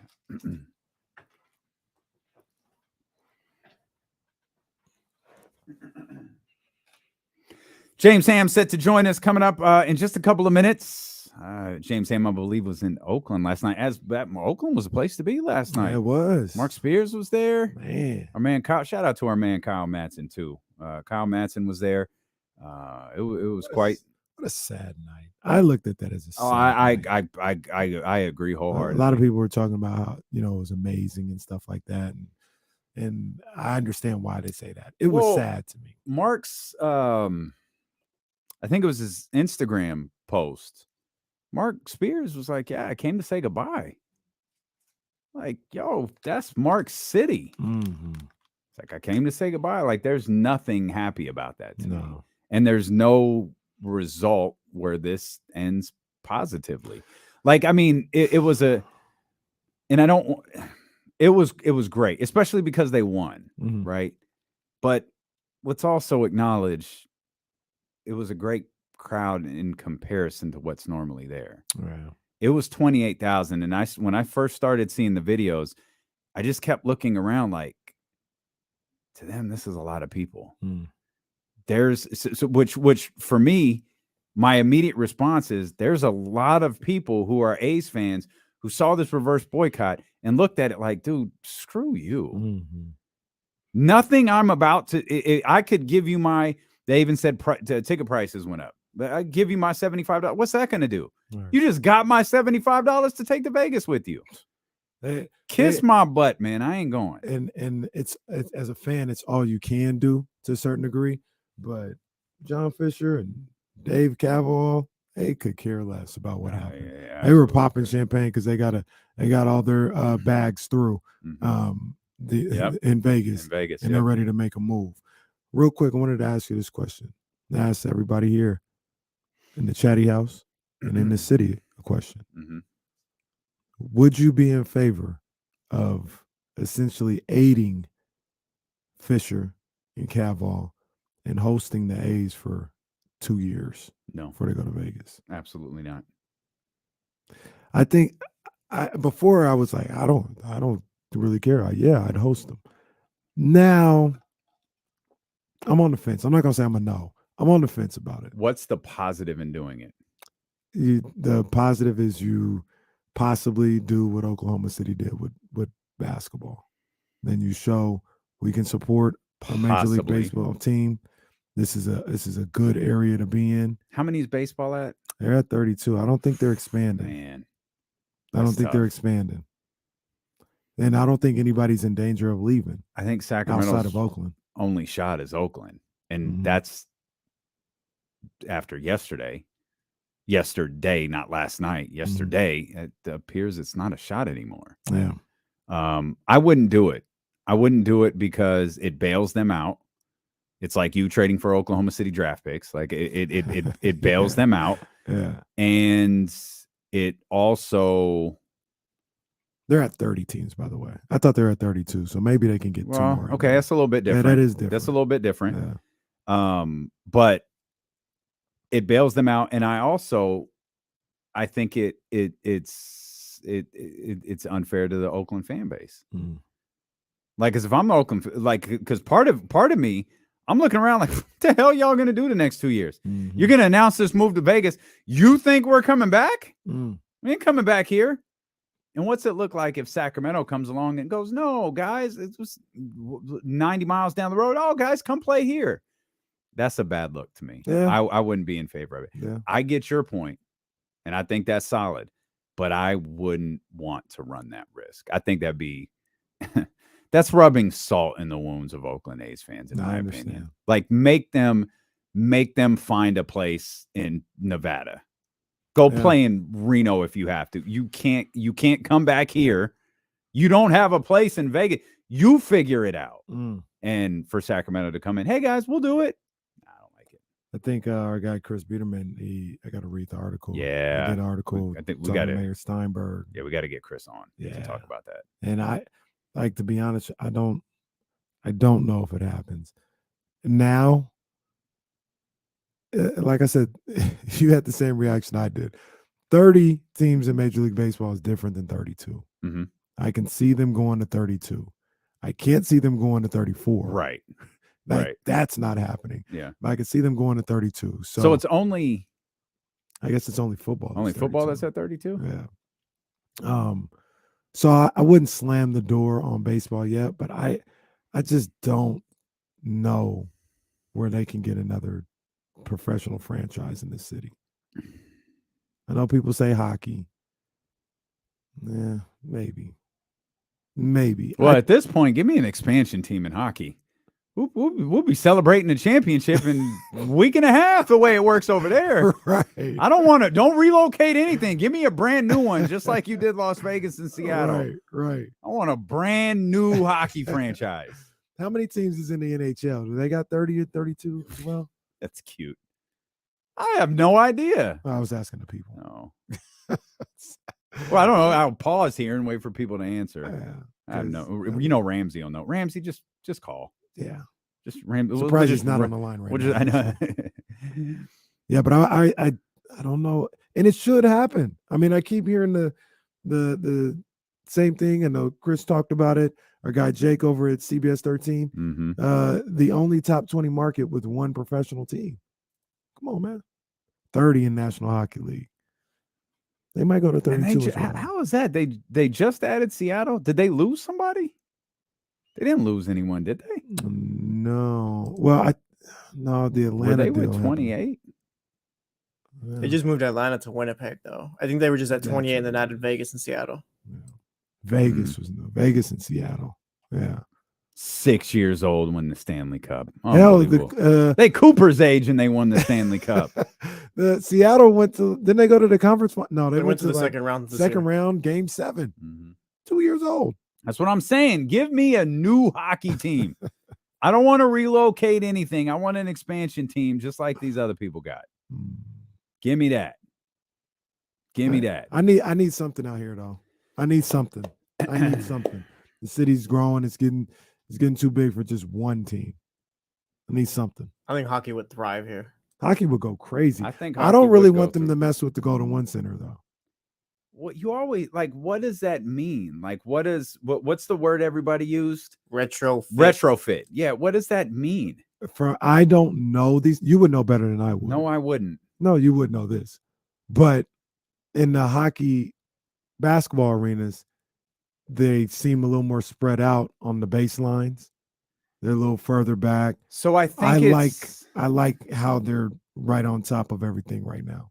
So I think they're longer. I also know I think the ice sits underneath the floor. Mm-hmm. So on your seats, and you and Jill Adge, you guys probably be colder when you're sitting down there. It's chilly down there. I ain't gonna lie to you. Well, it is. Already. Well, it's going to be colder because there's going to be a giant block of ice that you skate on below you. Yeah, I'm trying to think of the variety. I think what happens is is Capital One before DC? you get to the stands, like the seats that go up. There's more space. Right. I think that's what happens. Is it that big of a deal? It's not. Like if you told me, yo, you can have an NHL team, and I wouldn't say no, but I would be like, man. You will lose seats. Mhm. I don't think you'll lose a ton, but you'll lose seats. I don't think you're losing atmosphere though.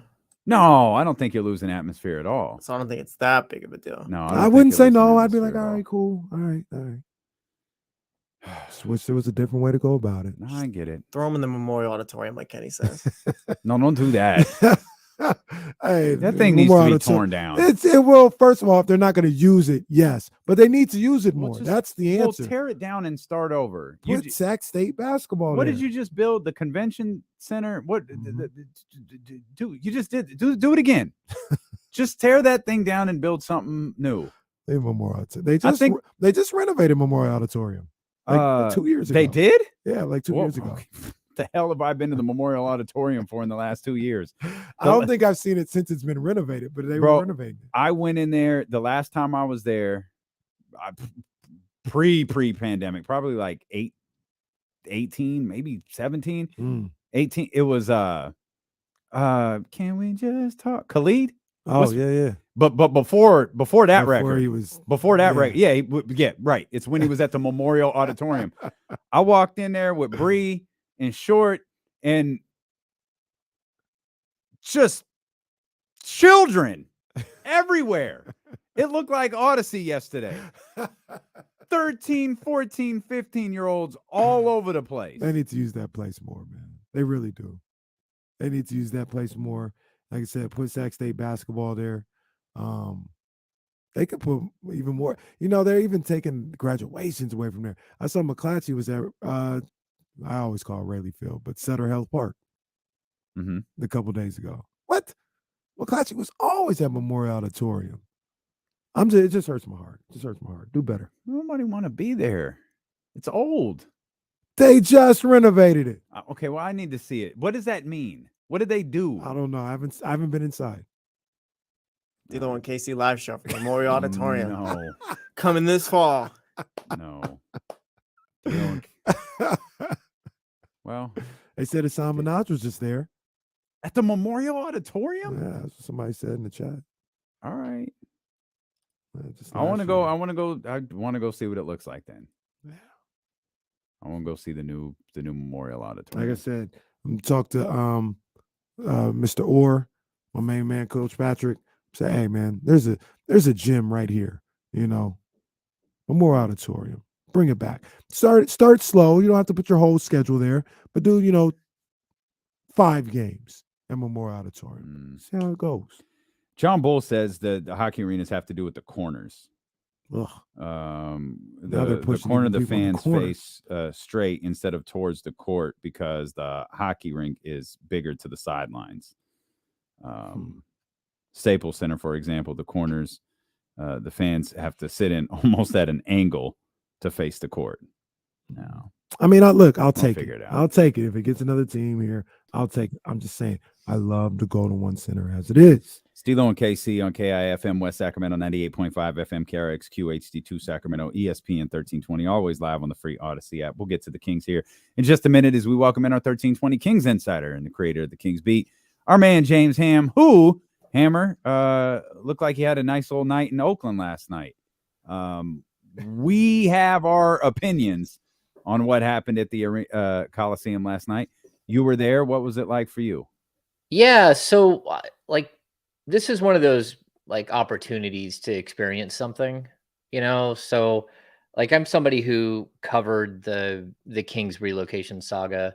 I was at city council meetings all the time, just lots of love for Casey Pratt and Brody Brazil and all of the guys in the Bay Area who are tracking this thing on an hour to hour basis. And then I was also part of the Here We Stay group in Sacramento. And some of the things I saw last night were straight out of the Here We Stay playbook. There was a point where Here We Stay was able to raise enough money to buy 4,000 tickets to a Kings game, which is a lot of money and a lot more than raising money to buy, $5 t-shirts. It was a lot of money. And then of course some Maloofs released a bunch of tickets at the last second. So, I was at games where there were cheers and, there was like they handed out a pamphlet and like you're supposed to this inning say, start these chants and all that stuff. Like I thought, so being there as a fan this time and not with a media hat on, I really just kind of took it in. My son and I have been to a lot of A's games in the past, both my boys, but primarily at this point, my oldest is still a baseball fan with me. And it was emotional. It was that the fifth inning when it just the entire stadium fell silent. And it was just like, you couldn't hear anything. Like all you could hear was the ball and the glove and the swing of the bat. And then to have it, sell the team chant start afterwards. I thought it was incredible. I actually thought, the A's, for as much as they've botched everything else, they probably did a good job.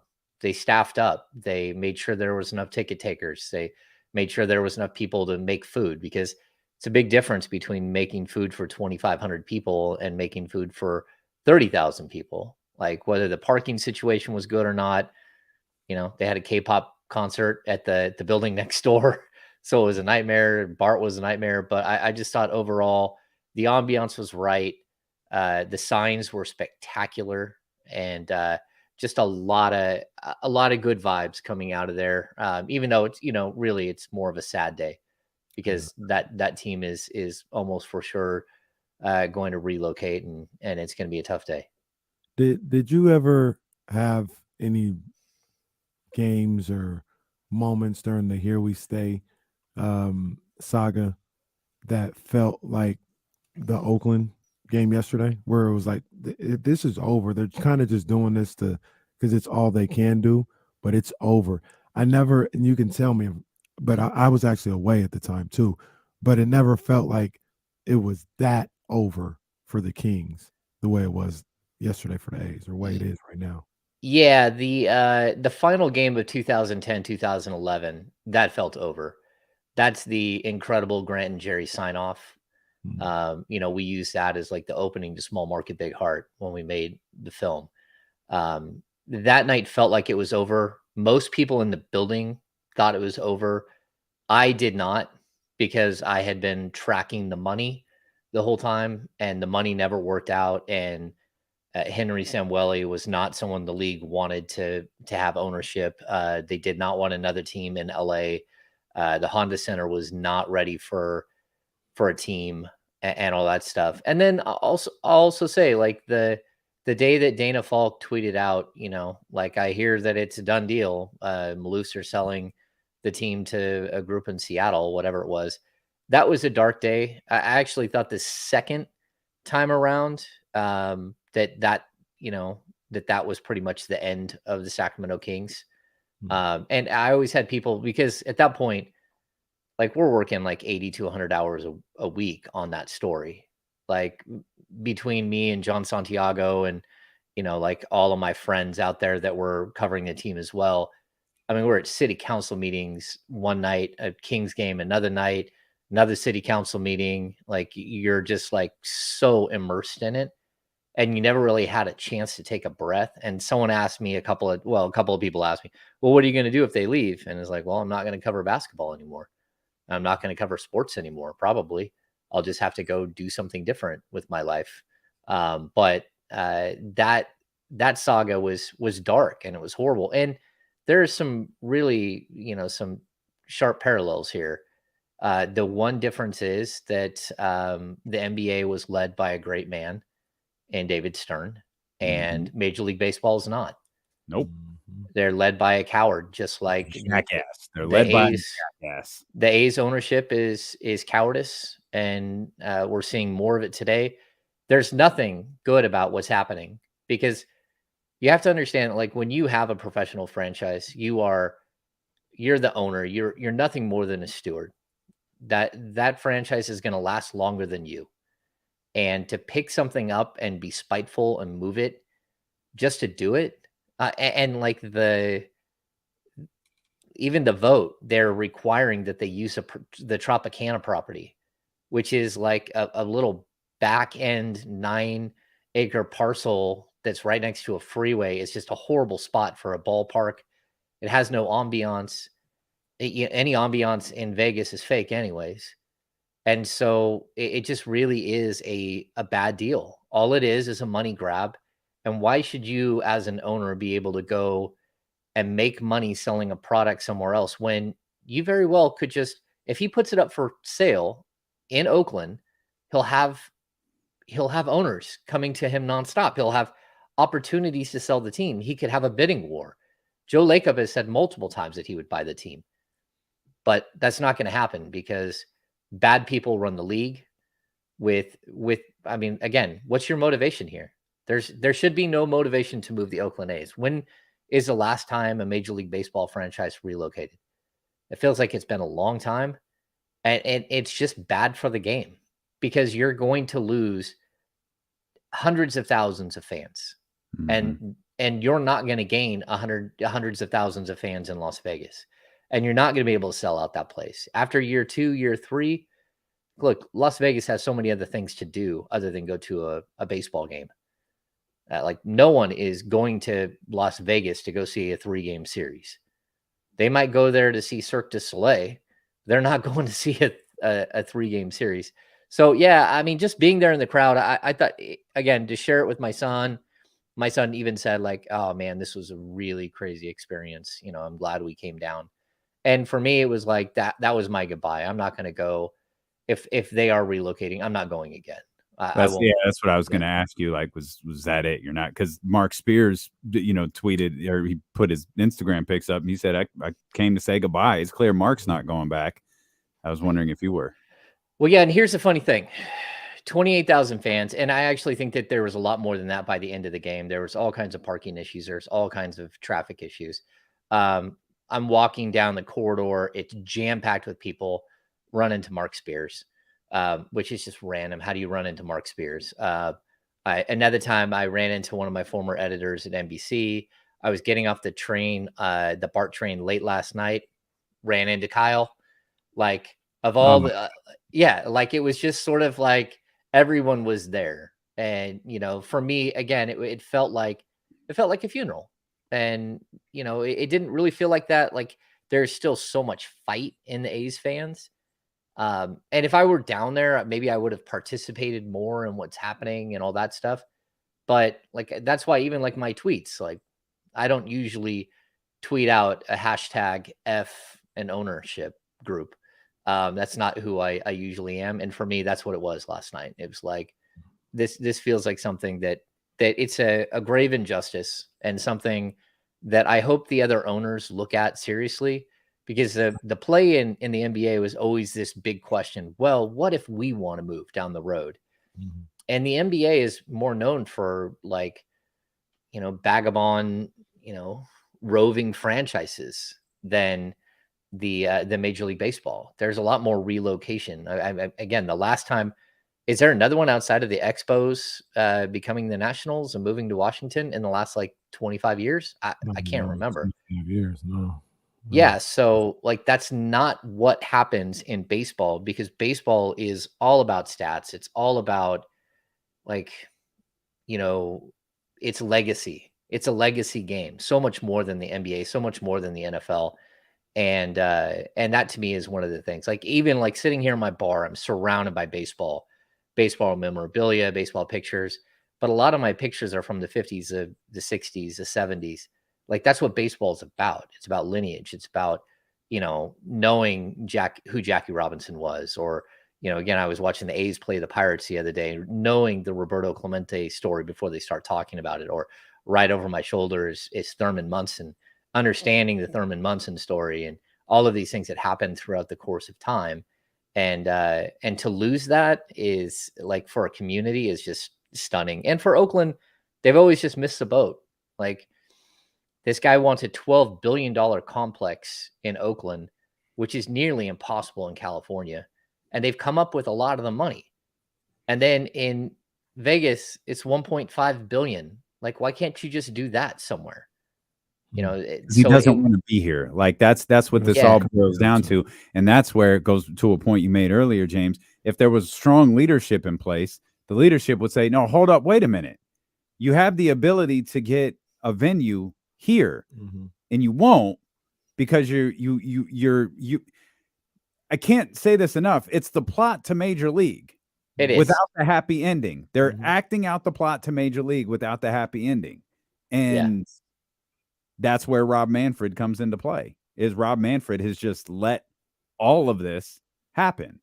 And of course, when owners aren't blinking twice at this. The owners are, you know, Kenny said this earlier. Owners are going to vote unanimously to move this team to Las Vegas. And it's disgraceful. But they shouldn't, because that's not what they understand. You know, no, they absolutely shouldn't, but I absolutely believe they will. Yeah. I mean, I don't know if you guys watch Ted Lasso. I'm assuming that you're not caught up on Ted Lasso, but there's a moment. I'm familiar with it, but not caught up with it. Yeah, there's a moment in the last season where a guy comes in and wants to build a super league, and he pulls in all of these rich owners. And they have this moment where the owner of Ted Lasso's team stands up and says, "Look, like, what are we doing? Are we just why? First of all of you are rich, so why are you trying to make more money? If that's what this is about, then you shouldn't be doing it. This is about the fans. It's about the people that we're in partnership with, and the violation of that partnership in Oakland is one of the most grotesque things of all time. To just give away your players all the time, and to do it in a spiteful way. Even this offseason, they didn't even, like, some of these deals, they didn't even get it, like, talent. They just traded guys away to trade them away. And so it really just, like, sticks out as something that's so horrible and shameful that the league is allowed to happen. I mean, up until this 7-game winning streak, the A's were like 12-52 or something. I mean, below. I mean, you keep seeing the stat. Like, this is the first time a team with a sub 200 win percentage has won 5 games in a row, or 6 games in a row, or 7 games in a row. It's like, well, that's because there's never a team with a sub 200 win percentage, because that's not baseball. That's trash. And you know, the whole thing is just dirty and filthy. And again, just do the right thing.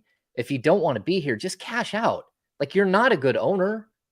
You're not. Like, people talk about a pump and dump here. Well, that's fine, but how much more is he going to make? Like, he's not going to make that much money, because even in Vegas, we're talking about a $1.1 billion investment that he's going to have to do out of his own pocket to make that stadium, to build that stadium. What's he going to get for the A's? Like $3 billion?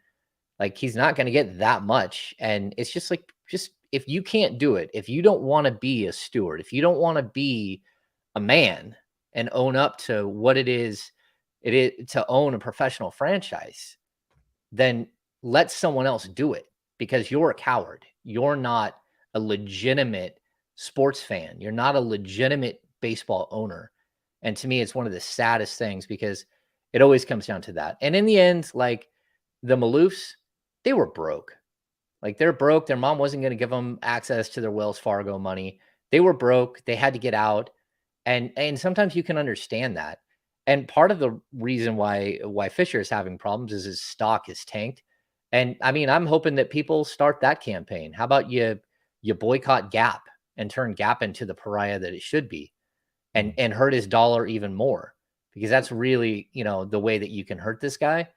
But there was a point where, again, the Maloofs became vindictive, and they were forcing the team to go somewhere else because they just wanted to make as much money as possible on the way out, and to screw over the city of Sacramento the best that they could, and for no reason. Like, the Maloofs were embraced here. They were like gods for 10 years, and then they weren't. And it was on them. It wasn't on the fans. It was on them. They put a bad product on the court. They got cheap, and things went sideways, and they ran out of money. It was time for them to go. And it's time for Fisher to go. If you have a billionaire boys club, why would you want John Fisher in the room still? And if you're Las Vegas, why would you want that guy owning a team in your city? I mean, because he is just absolutely the worst. What he's done to that, I mean, the fact that he can't even fix the plumbing, you know, that people still get locked in the visiting dugout's bathroom, just sad.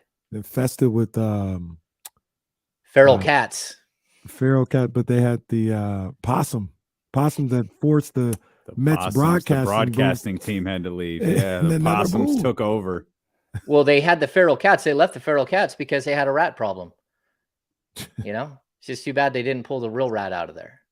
Goodness gracious. Yeah. If Fisher saw the long game, he could sell the Oakland A's, buy back into NHL, and be a Stanley Cup champion in like 6 years. Easy there work. You go. Easy work. Yeah. And on a different note, you know, I talked about the possibility of, you know, the Sacramento hosting the A's for a couple of years till Vegas is ready. And I don't really think I'm on the fence, but I'm leaning towards there's no need to do that. But do you see Sacramento? There was an outside chance of them swooping in and getting the A's here. It looks to be long gone at this point. Do you think that there's a chance they get any other professional sport here in Sacramento? Yeah, I think that there's a chance to get another professional sport or two here in Sacramento. It's the 20th largest media market in the U.S. And like when you started that about the A's potentially staying here for the 2 years because their lease is up in Oakland and Oakland doesn't want them. I would just say this, that if Avec allowed him to John Fisher to move his team to Rivercat Stadium for 2 years while they build a stadium down there, that would be the most hypocritical junk I've ever heard. And the only way that works is if Major League Baseball has a signed written agreement with you for expansion. If you can prove X, Y, and Z, you can have expansion. That's the only reason you would ever host the A's. If not, it's shameful. It's shameful. It would be shameful for Vivek Ranadive to help an owner, even if it is his friend, who has completely done what he fought here in Sacramento to stop from happening. So, and as far as Major League Sports, yeah, I think you can get NHL here. I think you still should have been able to get MLS here, but I think it shows you everything that, you know, you couldn't come up with a billionaire owner here for MLS to get the team done, or it would have already been done. It would have been done 3 years ago, but now we can't, you know, get anything like guaranteed in Sacramento. Hey, Jesse, I don't know how to make a cute transition here, so let's just break. Let's break and come back and talk basketball, because I don't want to, like, I feel like it cheapens the conversation if we talk about Bradley Beal and some of the basketball stuff. So I saw a crazy quote. We can talk about that basketball quote. Okay. So let's do that. Let's reset. Ham's gonna go pour a drink at the bar, and then we'll come back and we'll talk basketball and do that in KC. Brought to you by Sky Casino resumes here on Sacramento Sports Leader ESPN 1320.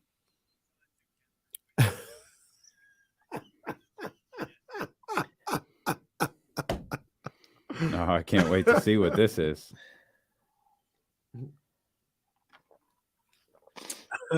Twitter telling me, get verified. Kiss my ass. I was verified. I'm not giving you $9 or $14. Yeah, the only reason I do Twitter Blue is because I need to post videos that are longer than 2 minutes. Well, you had it before. Well, I was verified forever. Yeah, but you had Twitter Blue originally because you were posting those. Yeah. For a while. So all of this is misleading, right? Wizards to work with Bradley. Yes, that's 100% misleading. That is absolutely not what was reported today. Of course, Tim fucking Bontemps on my screen. I love Tim. I know you do. I'm telling him he's a dummy. He's a good dude, though. That's terrible. That's a terrible headline. It's funny. I got off the train. I don't even know what station, because I don't know what I'm doing. I'm horrible with Bart.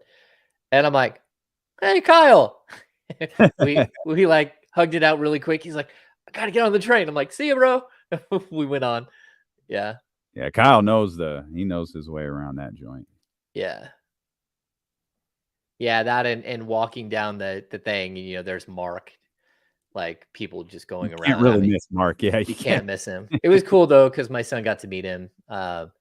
And you know, like Mark's on 2K, so my son's like, "Oh my gosh, he's on." Oh my gosh. Oh, that's cool. I didn't know that. Yeah.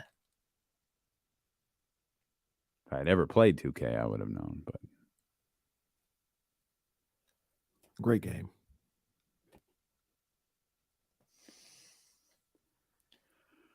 Yeah. good. Some of the signs last night were incredible. Yeah, it looks like they were into it. Yeah, the Looks like a lot of green shirts too. John Fisher P sitting down shirt. Sign. That was spectacular.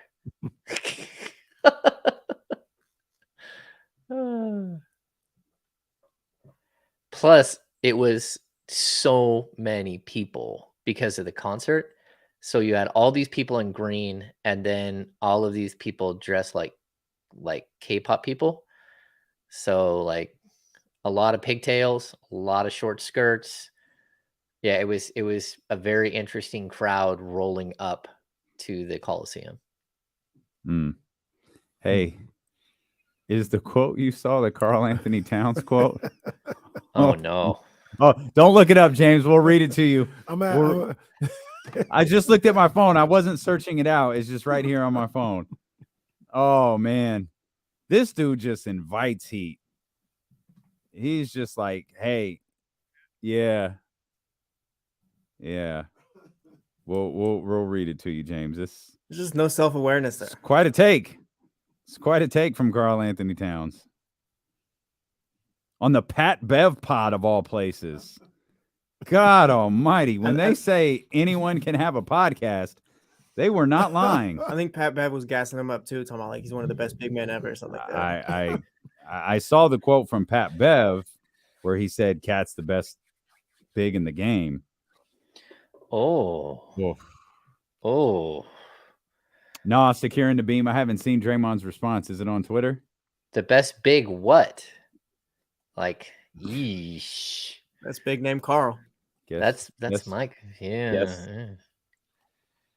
I know someone hit me up today. What was Sabonis' field goal percentage at the rim during the playoffs? He's missed so many shots. I've never seen anyone miss so many shots. Like, yeah, bro shot 51% from 2 points in the playoffs.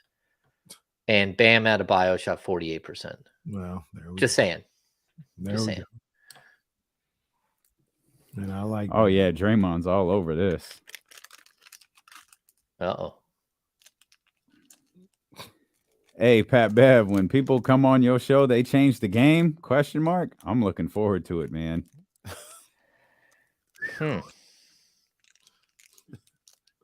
That's yeah, Cat's yeah, Draymond, like Cat's way better than you. Yeah. You don't comment on this. Yikes. Unplug these microphones. Oh man. I'd probably take Pat Bev in Sacramento as a backup point guard. Just saying. No. Just saying. Just saying. No. Pat Bev is a clown show at this point in his career. He had No time. interest. Like he had time where he was a solid dude out there, but I'm good. Oh, Pat Bev? Yeah. Yeah. I'd rather have a really like a Torrey Craig, like a super long Rather defensive have Delly back. He's gone. Buy Delly out of his Australia contract. He gone. That's funny. All right, we're coming back, Hammer. All right.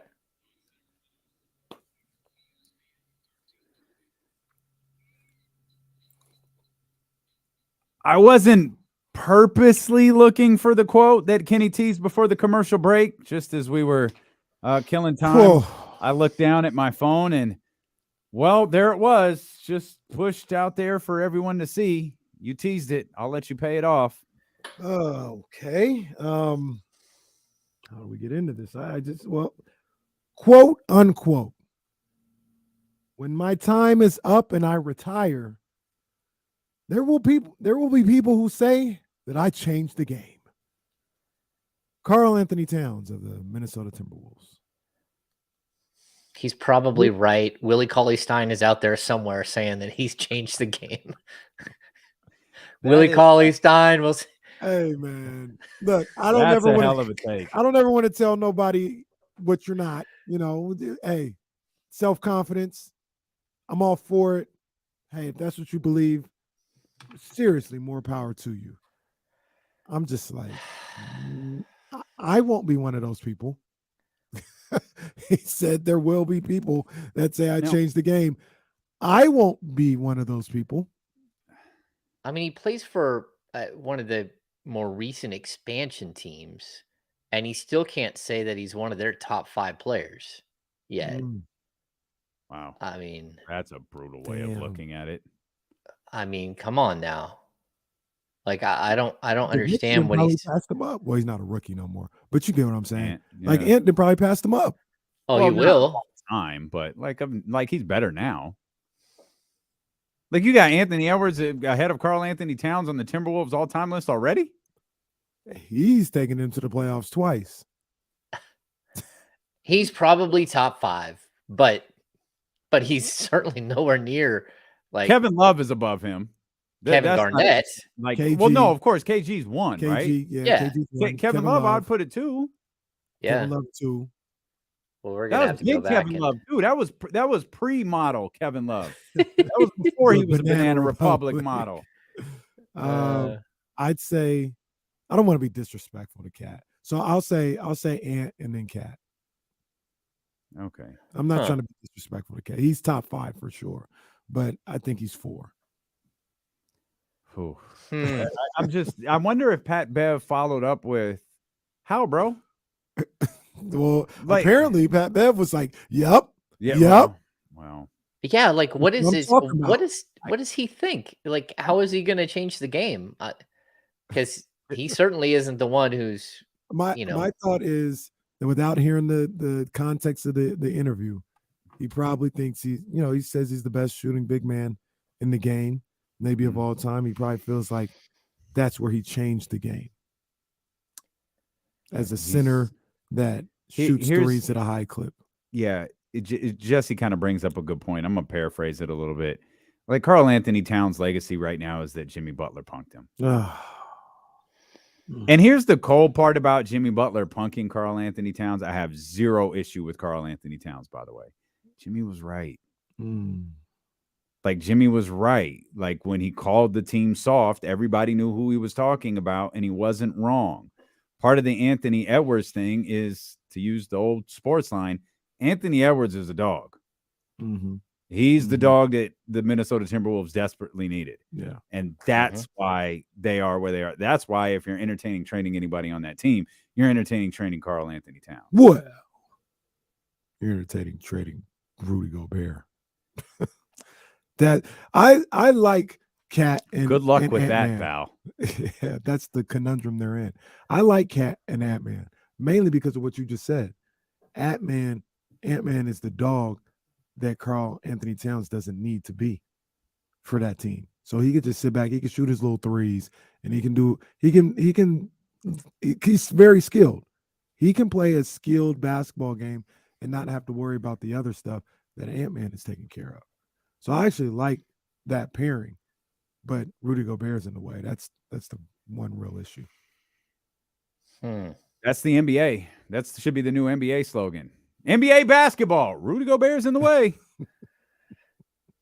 Yeah. That's how Utah felt. That's how Minnesota feels. NBA basketball. It's Rudy Gobert in the way. In our look back on the season, Rudy Gobert punched his teammate.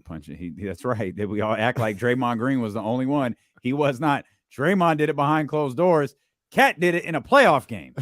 Or I'm sorry, Rudy Gobert. Gobert. Rudy Gobert did it right before a playoff game. Trying to get seeding, trying to stay out of the play-in, all this other stuff, trying to stay in the play-in, I think. I don't even think they were in for top 6. They were trying to make sure they got in there.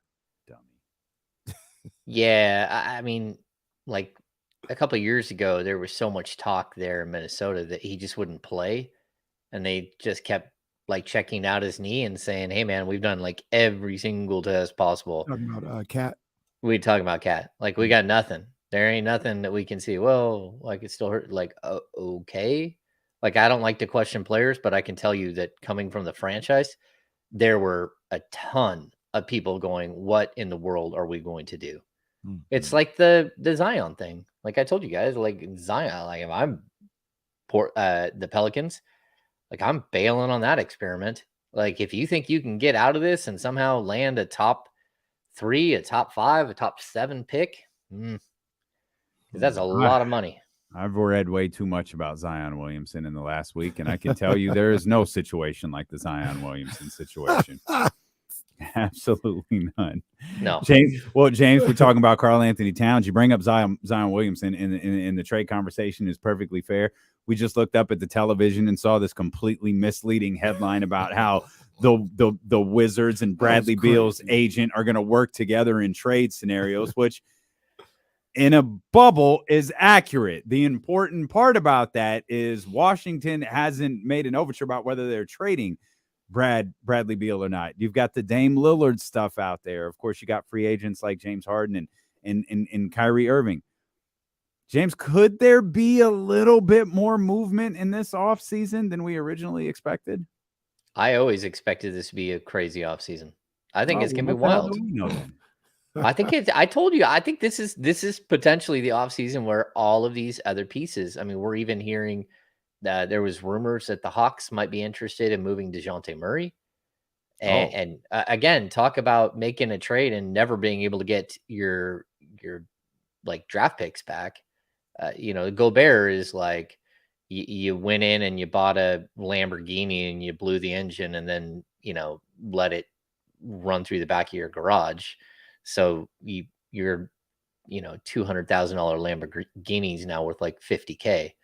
That's what you're. Is that a Ferris Bueller reference? Did you just draw a comparison with Ferris Bueller? That was a Corvette. That wasn't. Okay. That was a Stingray. Yeah.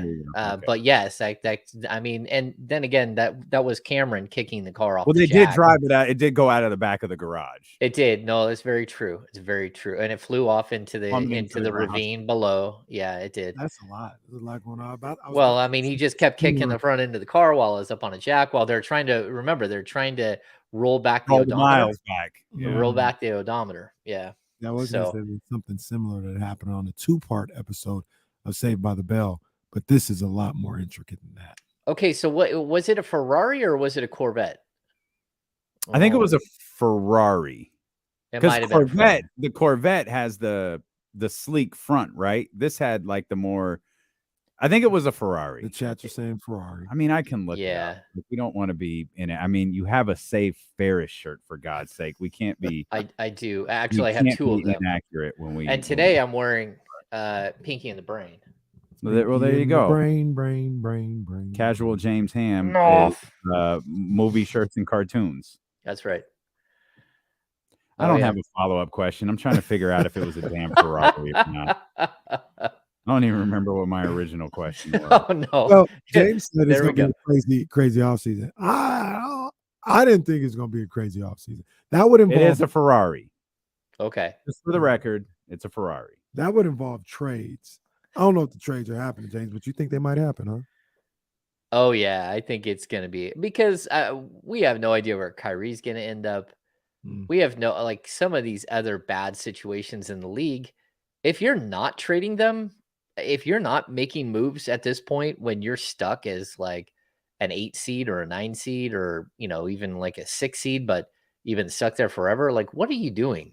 Like, that's just not, it's impossible to improve when you're in that situation. Your draft picks aren't good enough to help you. Like, maybe you can sign a free agent, but a lot of these teams just have so much dead weight and there's nothing they can do to go out there and be a legitimate player in free agency. The only one that gets to steal from Danny Ainge is the Los Angeles Lakers. I'm sure he'll steal from him. They'll steal from him again this summer, even though they don't have access to any first-round picks. They'll still find a way to steal from the Utah Jazz or wherever Danny Ainge goes. So, yeah, like, I think that there's got to be movement. Like, there's a bunch of teams that are stuck in the middle. It's like you're seeing it right now with Sacramento Kings. They're the 24th pick in the draft. Like, you're not looking at a game changer at number 24. Like, I posted small forward options this morning, and like, there's so many interesting players, but none of them help you in year one. maybe out of all the forward options of guys that can help you, the one guy that can probably step on the court and play in year one that could somehow fall to 24 is Chris Murray. And that's because the Murray guys are they come in NBA ready. They have a very distinct game that is very NBA ready. Outside of that, man, I love me some Leonard Miller, but 2 years from now, so when you're at number 24, you're at number 18, it's really hard to improve right away with using that as your sort of vehicle to get better. It's why teams like the Denver Nuggets don't care about their first round picks, because they're at the back end of the first round and they're just like, let's go ahead and trade. Let's go see what we can get with a first round pick. What player that you wrote about do you like the most, or is there one that you like the most? Yeah, I did all of the guys I did today were all small forward options. I think there's another group that I'll be doing for tomorrow that are going to be more like combo or 4-3s, and I kind of like that group better. There are certain guys that I don't like Maxwell Lewis from Pepperdine is interesting. Guys like Jet Howard to me has the Kings need a better defensive player.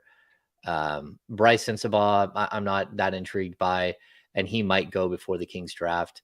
Coulibaly is super intriguing, but I don't think he's flying up draft boards now.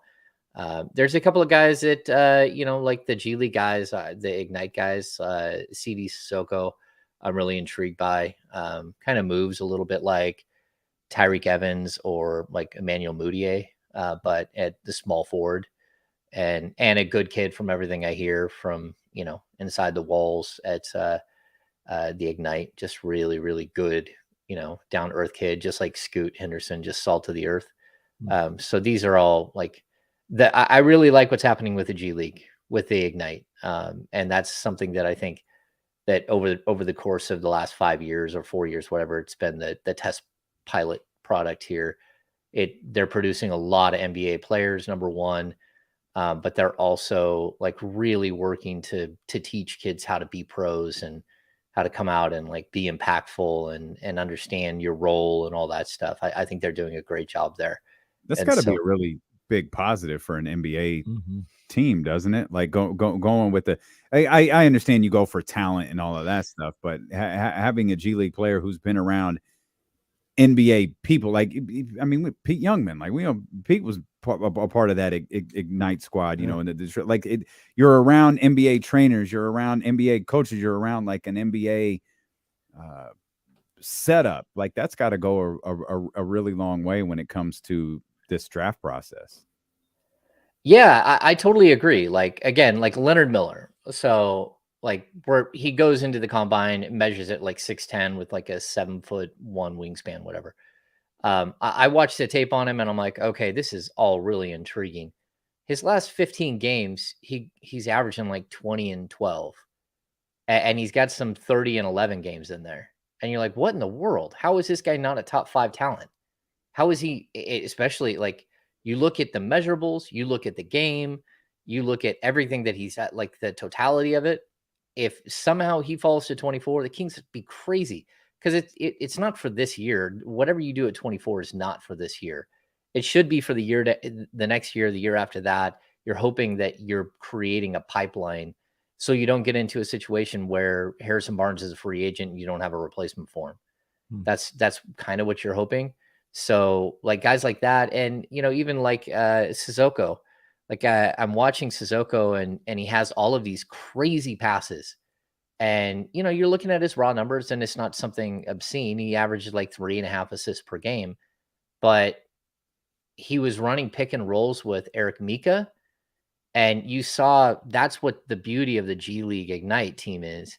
It's that you have really solid veterans, 4A players that know the game, that you're that can help these young players develop, but not just working with them on how to handle the ball, actual functional, this is how you roll with a big man at the NBA level. And so there's a lot to like from the tape on most of the G League guys coming out. You got guys like Pooh Jeter played in yeah. the G League. this past year, and before that, I think Jared Jack was on that Ignite team. Yes, he was. Them. So, yeah, I love what they're doing with the G League for sure. And, I would take either one with the Kings. I would take a guy that they feel could come in and help them right away. And I would also be okay with the project. They're at 24, and with the 2 second-round guys, then this is kind of where I get into. I'm not saying his name specifically, but like an Amani Bates type guy. They can take a high upside guy at 24 and find a guy that could help them this year in the second round, like an older, more established collegiate guy that could help them this year, and let the high ceiling guy develop at a slower rate. You think that's a possibility as well? Well, I would invert it. I think that what they can do is they can take a player with like high potential at 24, but maybe that's a safer play, and then come back with that at 38 or come back at 54 if he's still available. So I get what you're saying, but there's no way he's going to be off the board at 24. And I don't think there's any way he's going in the first round. I'd even be surprised if he goes before the middle of the second round, and there's potential for him to fall to 54. And I know that like he's got a lot of talent, but you're looking at a guy with also some pretty heavy red flags. If you can get a player, let's just like compare him to Chris Murray. Chris Murray, like there's a good chance he could be a 10-year pro.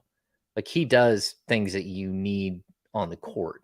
And I'm not just like it's hard to get away from the comparison with Keegan, but they're different players. They're different players in the same way that Caleb and Cody Martin are different players, and that the Morris twins are different players. They're similar and their bodies are identical, but their game, there's little things that each of them do that are different. Like Chris isn't the extreme 3-point shooter that Keegan is. But he might be a more functional rebounder, shot blocker, and steal man than Keegan. Like when you look at his game. And so those are things where you're looking at a safer pick that is going to make your team and going to be part of maybe not the top end of your rotation. He might not even be like in your top 10, but next year he probably would be.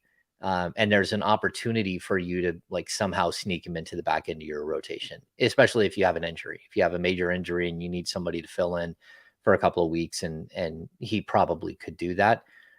Where again, I just don't think that you're going to find that with Amani. Amani, if you're going to bring him along, it's going to be slowly. It's going to be through the G League. He's going to play, 5 minutes here and there if he does make it up to the big team, and he's going to do a lot of practicing with the team. He's not going to be like a functional part of what's happening, and a functional part of even the back end of the rotation. Well, and when I said Amani, I was just using his name as an example. I'm just saying, Yeah. Like, the project of a 19-year-old that may not be ready to contribute, you can snag him at 24, because you may look at it and be like, Denver's got nothing to lose. They'll snag him at 30. Let me get him at 24. And then with what they got, like 37 or something like that, at 37, take your 4-year college guy that is a solid role player. You could take him there, and he can help you this year. And 24 can develop, with him being a 19-year-old. So Amani or anybody else, it wasn't specific to him. It was just that young upside project guy. You could take him at 24 and let him develop, and then take more of a quote unquote proven guy with one of the second round picks. Yeah, well, and again, I brought this up last week. Remember, there's going to be 3 two-way players, and I would expect that even like number 38, there's a good chance that number 38 is more of a two-way than he is a roster, one of the main 15-man roster players. Mm-hmm. So, you're right. You can take a gamble. I'd say you take a gamble, you're going to go for the best talent available. And if the best talent available at number 24 is a 19-year-old that's raw, but you see something that you absolutely love, then that's fine. And you can come back, even like number 38, like Jaime Haskins, from UCLA. Yeah. Like we're talking about like a brawler dude that can come in and like he's super feisty, and reminds me a little of like Eduardo Nájera, like those guys that come in and just instigate and frustrate you and are physical, whether he's going to be, even like a Dylan Brooks. That's what, that Haskell has the potential to be. But, that's something that is more of a safe pick, where 38, that makes a lot of sense, especially if you take a flyer at 24. I'd say it's very possible the Kings take a flyer at one of those two spots and a safe pick at one of those two spots. Mm-hmm. James, you've covered this league a long time. We're 8 days away from the draft, 16-ish days away from the start of free agency. Do you believe anything anyone tells you right now?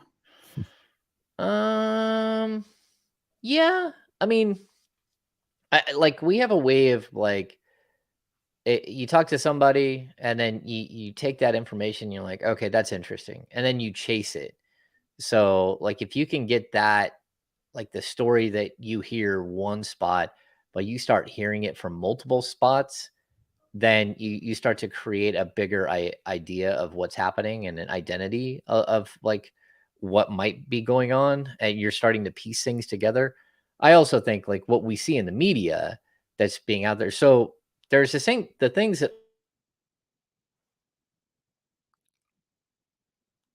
official 347. 347. John Fisher got him.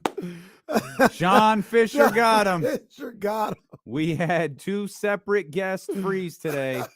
A James Ham freeze with just under 8 minutes left in the show. No. If you had 347, I saw the speculation early. In the chatty house. Is James Ham going to freeze today?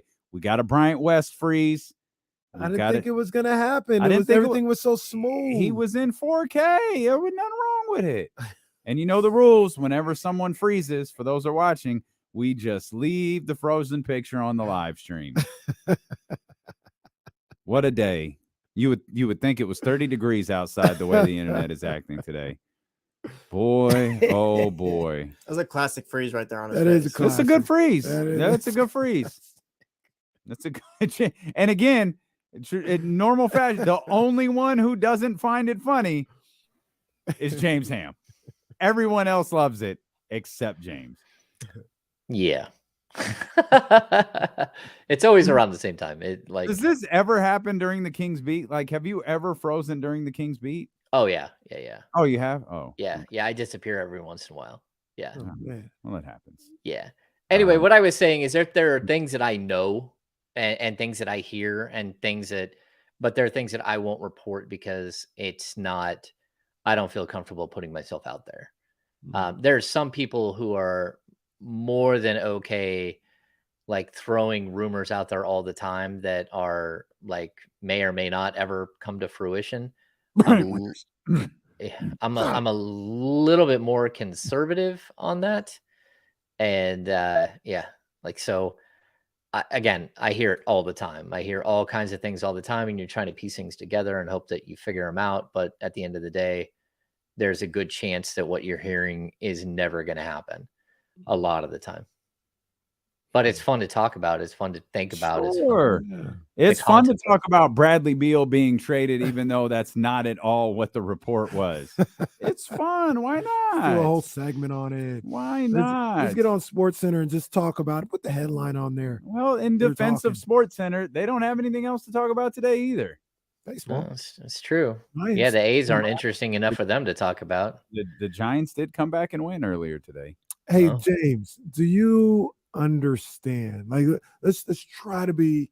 James is always objective, but let's try to be objective here. Do you understand anybody that says the Kings should sell high and trade Domantas Sabonis? No, is somebody saying that? Oh yeah, it's out there. It's out there. Yeah. Yeah. It's out there. James is having a tough time. I'm about to freeze, and I'm still looking at you. I need to make sure that I'm James is having the same reaction we all saw when we saw that tweet for the first time. It's crazy. Oh, who put that one out there? There's been multiple people in NBA Twitter who feel that way. What was his name? Nate Jones. Nate Jones. I don't know. He's an. I don't. he has a following on Twitter. Our He guy talks Bonte NBA. thinks Sabonis is just Bonte garbage. does not like Domantas Sabonis at all. He's absolute garbage. Then other guys like Eddie Gonzalez, he kind of co-signed it or whatever. I mean, it's a thought out there it's actually a thought out there by a lot of people. Like, I don't want to make it like people are just crazy. Like, a lot of people that aren't Kings fans, like, yeah, they probably should look into that. Now, granted, they probably didn't watch the Kings until the playoffs, so they got a 7-game sample size. So, but they did also like miss that Sabonis just led the team to their first playoff series in 16 years. Like, did they just forget that? Like, why would you reset and take a step backwards when the guy's, he just turned 27, right? Yeah. Like, excuse me? Like, that doesn't make any sense. And You build around him. You don't, like, he's nearly irreplaceable. Like, in the league, there's only, like, if you're going to play this style, you're going to do this type of team, there's only like 3 guys in the league that can pass like him. I don't know. Oh, that was close. But ironically, James, like, I'll even like sit up there and listen to a conversation of Sabonis, because I think Fox is the best player, right? It's subjective or whatever. But I'll listen to a conversation that says, I don't think Sabonis can be your second best player and you be a championship team. Maybe you need somebody better. I don't necessarily agree with that, but I'll listen to that. But the whole, you need to move on from him. What are these people talking about? Ironically, you brought up people like Bam, and I brought up Evan Mobley, and the numbers that they put up this postseason that were lower than what Sabonis did. Nobody's saying the Heat should trade Bam. Yeah, and Sabonis was like, for the stats, like the field goal percentage and stuff. Like, Sabonis was solid.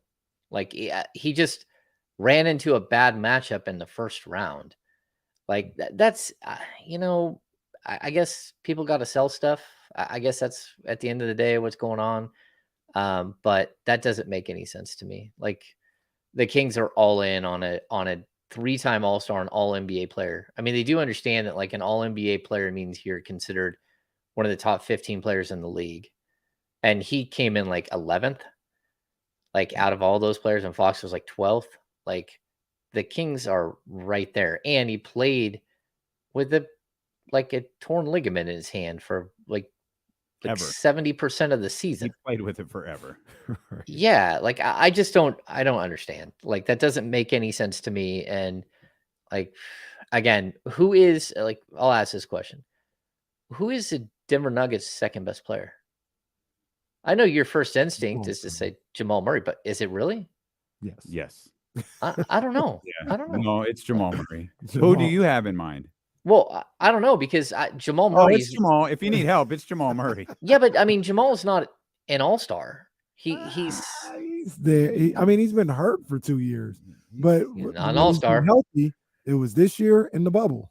Yeah, but if you go through that game by game and figure out, like, how they won each of those games, like, do they win without an Aaron Gordon? Do they win without a Michael Porter Jr.? No. Like, there are games that each of those players step up. That's why they're a championship team. But Jamal Murray is the second best player on that team. Okay. I mean, he probably is, but I mean, again, he's not at such a high level that you're like, okay, like, he's irreplaceable, because he's not. And he's not certainly at the level of Sabonis or Fox. I agree with that. Yeah, I agree with that. He's on that level. Jamal's good. Next year's a big year for him. That's like true. he See how up. he follows this. Yeah, he heated up a lot in the postseason, which was very similar to what he did in 2020. Mm-hmm. He had a good year, by the way. I'm not suggesting he didn't have a good year, but he got back to that bubble Jamal in the playoffs, and now it's like, okay, is this the Ja Morant thing where Ja exploded in the playoffs and just carried it over? And some would say he was firing on all cylinders. Heading into Come on, he was heading into the next season. It's James Ham. Make sure you subscribe to the Kings Beat over at thekingsbeat.com. You want some more D-Lo and KC? You're listening on ESPN 1320, 98.5 FM HD2. You're listening on the Odyssey app. Don't go anywhere. We'll run it back next year on Sacramento Sports Leader, ESPN 1320. Go Gigantes. It's that exciting time of year with Juneteenth coming up where Disney sent out an email and said, "No, Disney, no." Click like, Black stories, and it puts all of the Black movies and cartoons and TV shows in one spot. And I've come across one. It's a live action movie. I didn't know that this was a thing. The movie is called, tell me if you knew this existed, The Real MVP. The Wanda Durant story. I think I did know that existed. I did not know. I think I did. I never seen it. It was released in 2016. I never knew about that. Yeah, that's what he. I mean, that's from his MVP, right? Yeah, I would. But it's a movie. I would Yeah. watch. I would watch that. But the line comes from. Oh yeah, the That's speech. what he said. Yeah, it comes from the speech. Yeah, I would watch that. That's an all-timer. That's an all-time line was. right there. You the real MVP. yeah. Just like my damn mother. Okay. Yeah. It's a good Are we question. off that day? I don't think we are. It's On on, the Monday? It's on the calendar. Oh, is it? Like I've seen it on the calendar. Ask Kimberly. I don't know. They wrote it on the paper. They were hey, if it's on the calendar, it's official. They have it as the federal holiday. On Monday? Yeah. What is Monday? Juneteenth. Oh, okay. And they're calling it, well, it did get added, right? It did, but I don't know what that means for us. If it's a federal holiday, I'm assuming we have it. I feel like we worked it last year. We did work it last year. And the year before, we made Whitey and Kyle work. Just because we thought it was funny. Why we take the show on Juneteenth? Oh my goodness. All right, y'all, we got That to was the shut same down year the because Sharks celebrated Juneteenth. that was the same exact year. We appreciate y'all as always. Hit the thumbs up before you go. We'll see you guys tomorrow.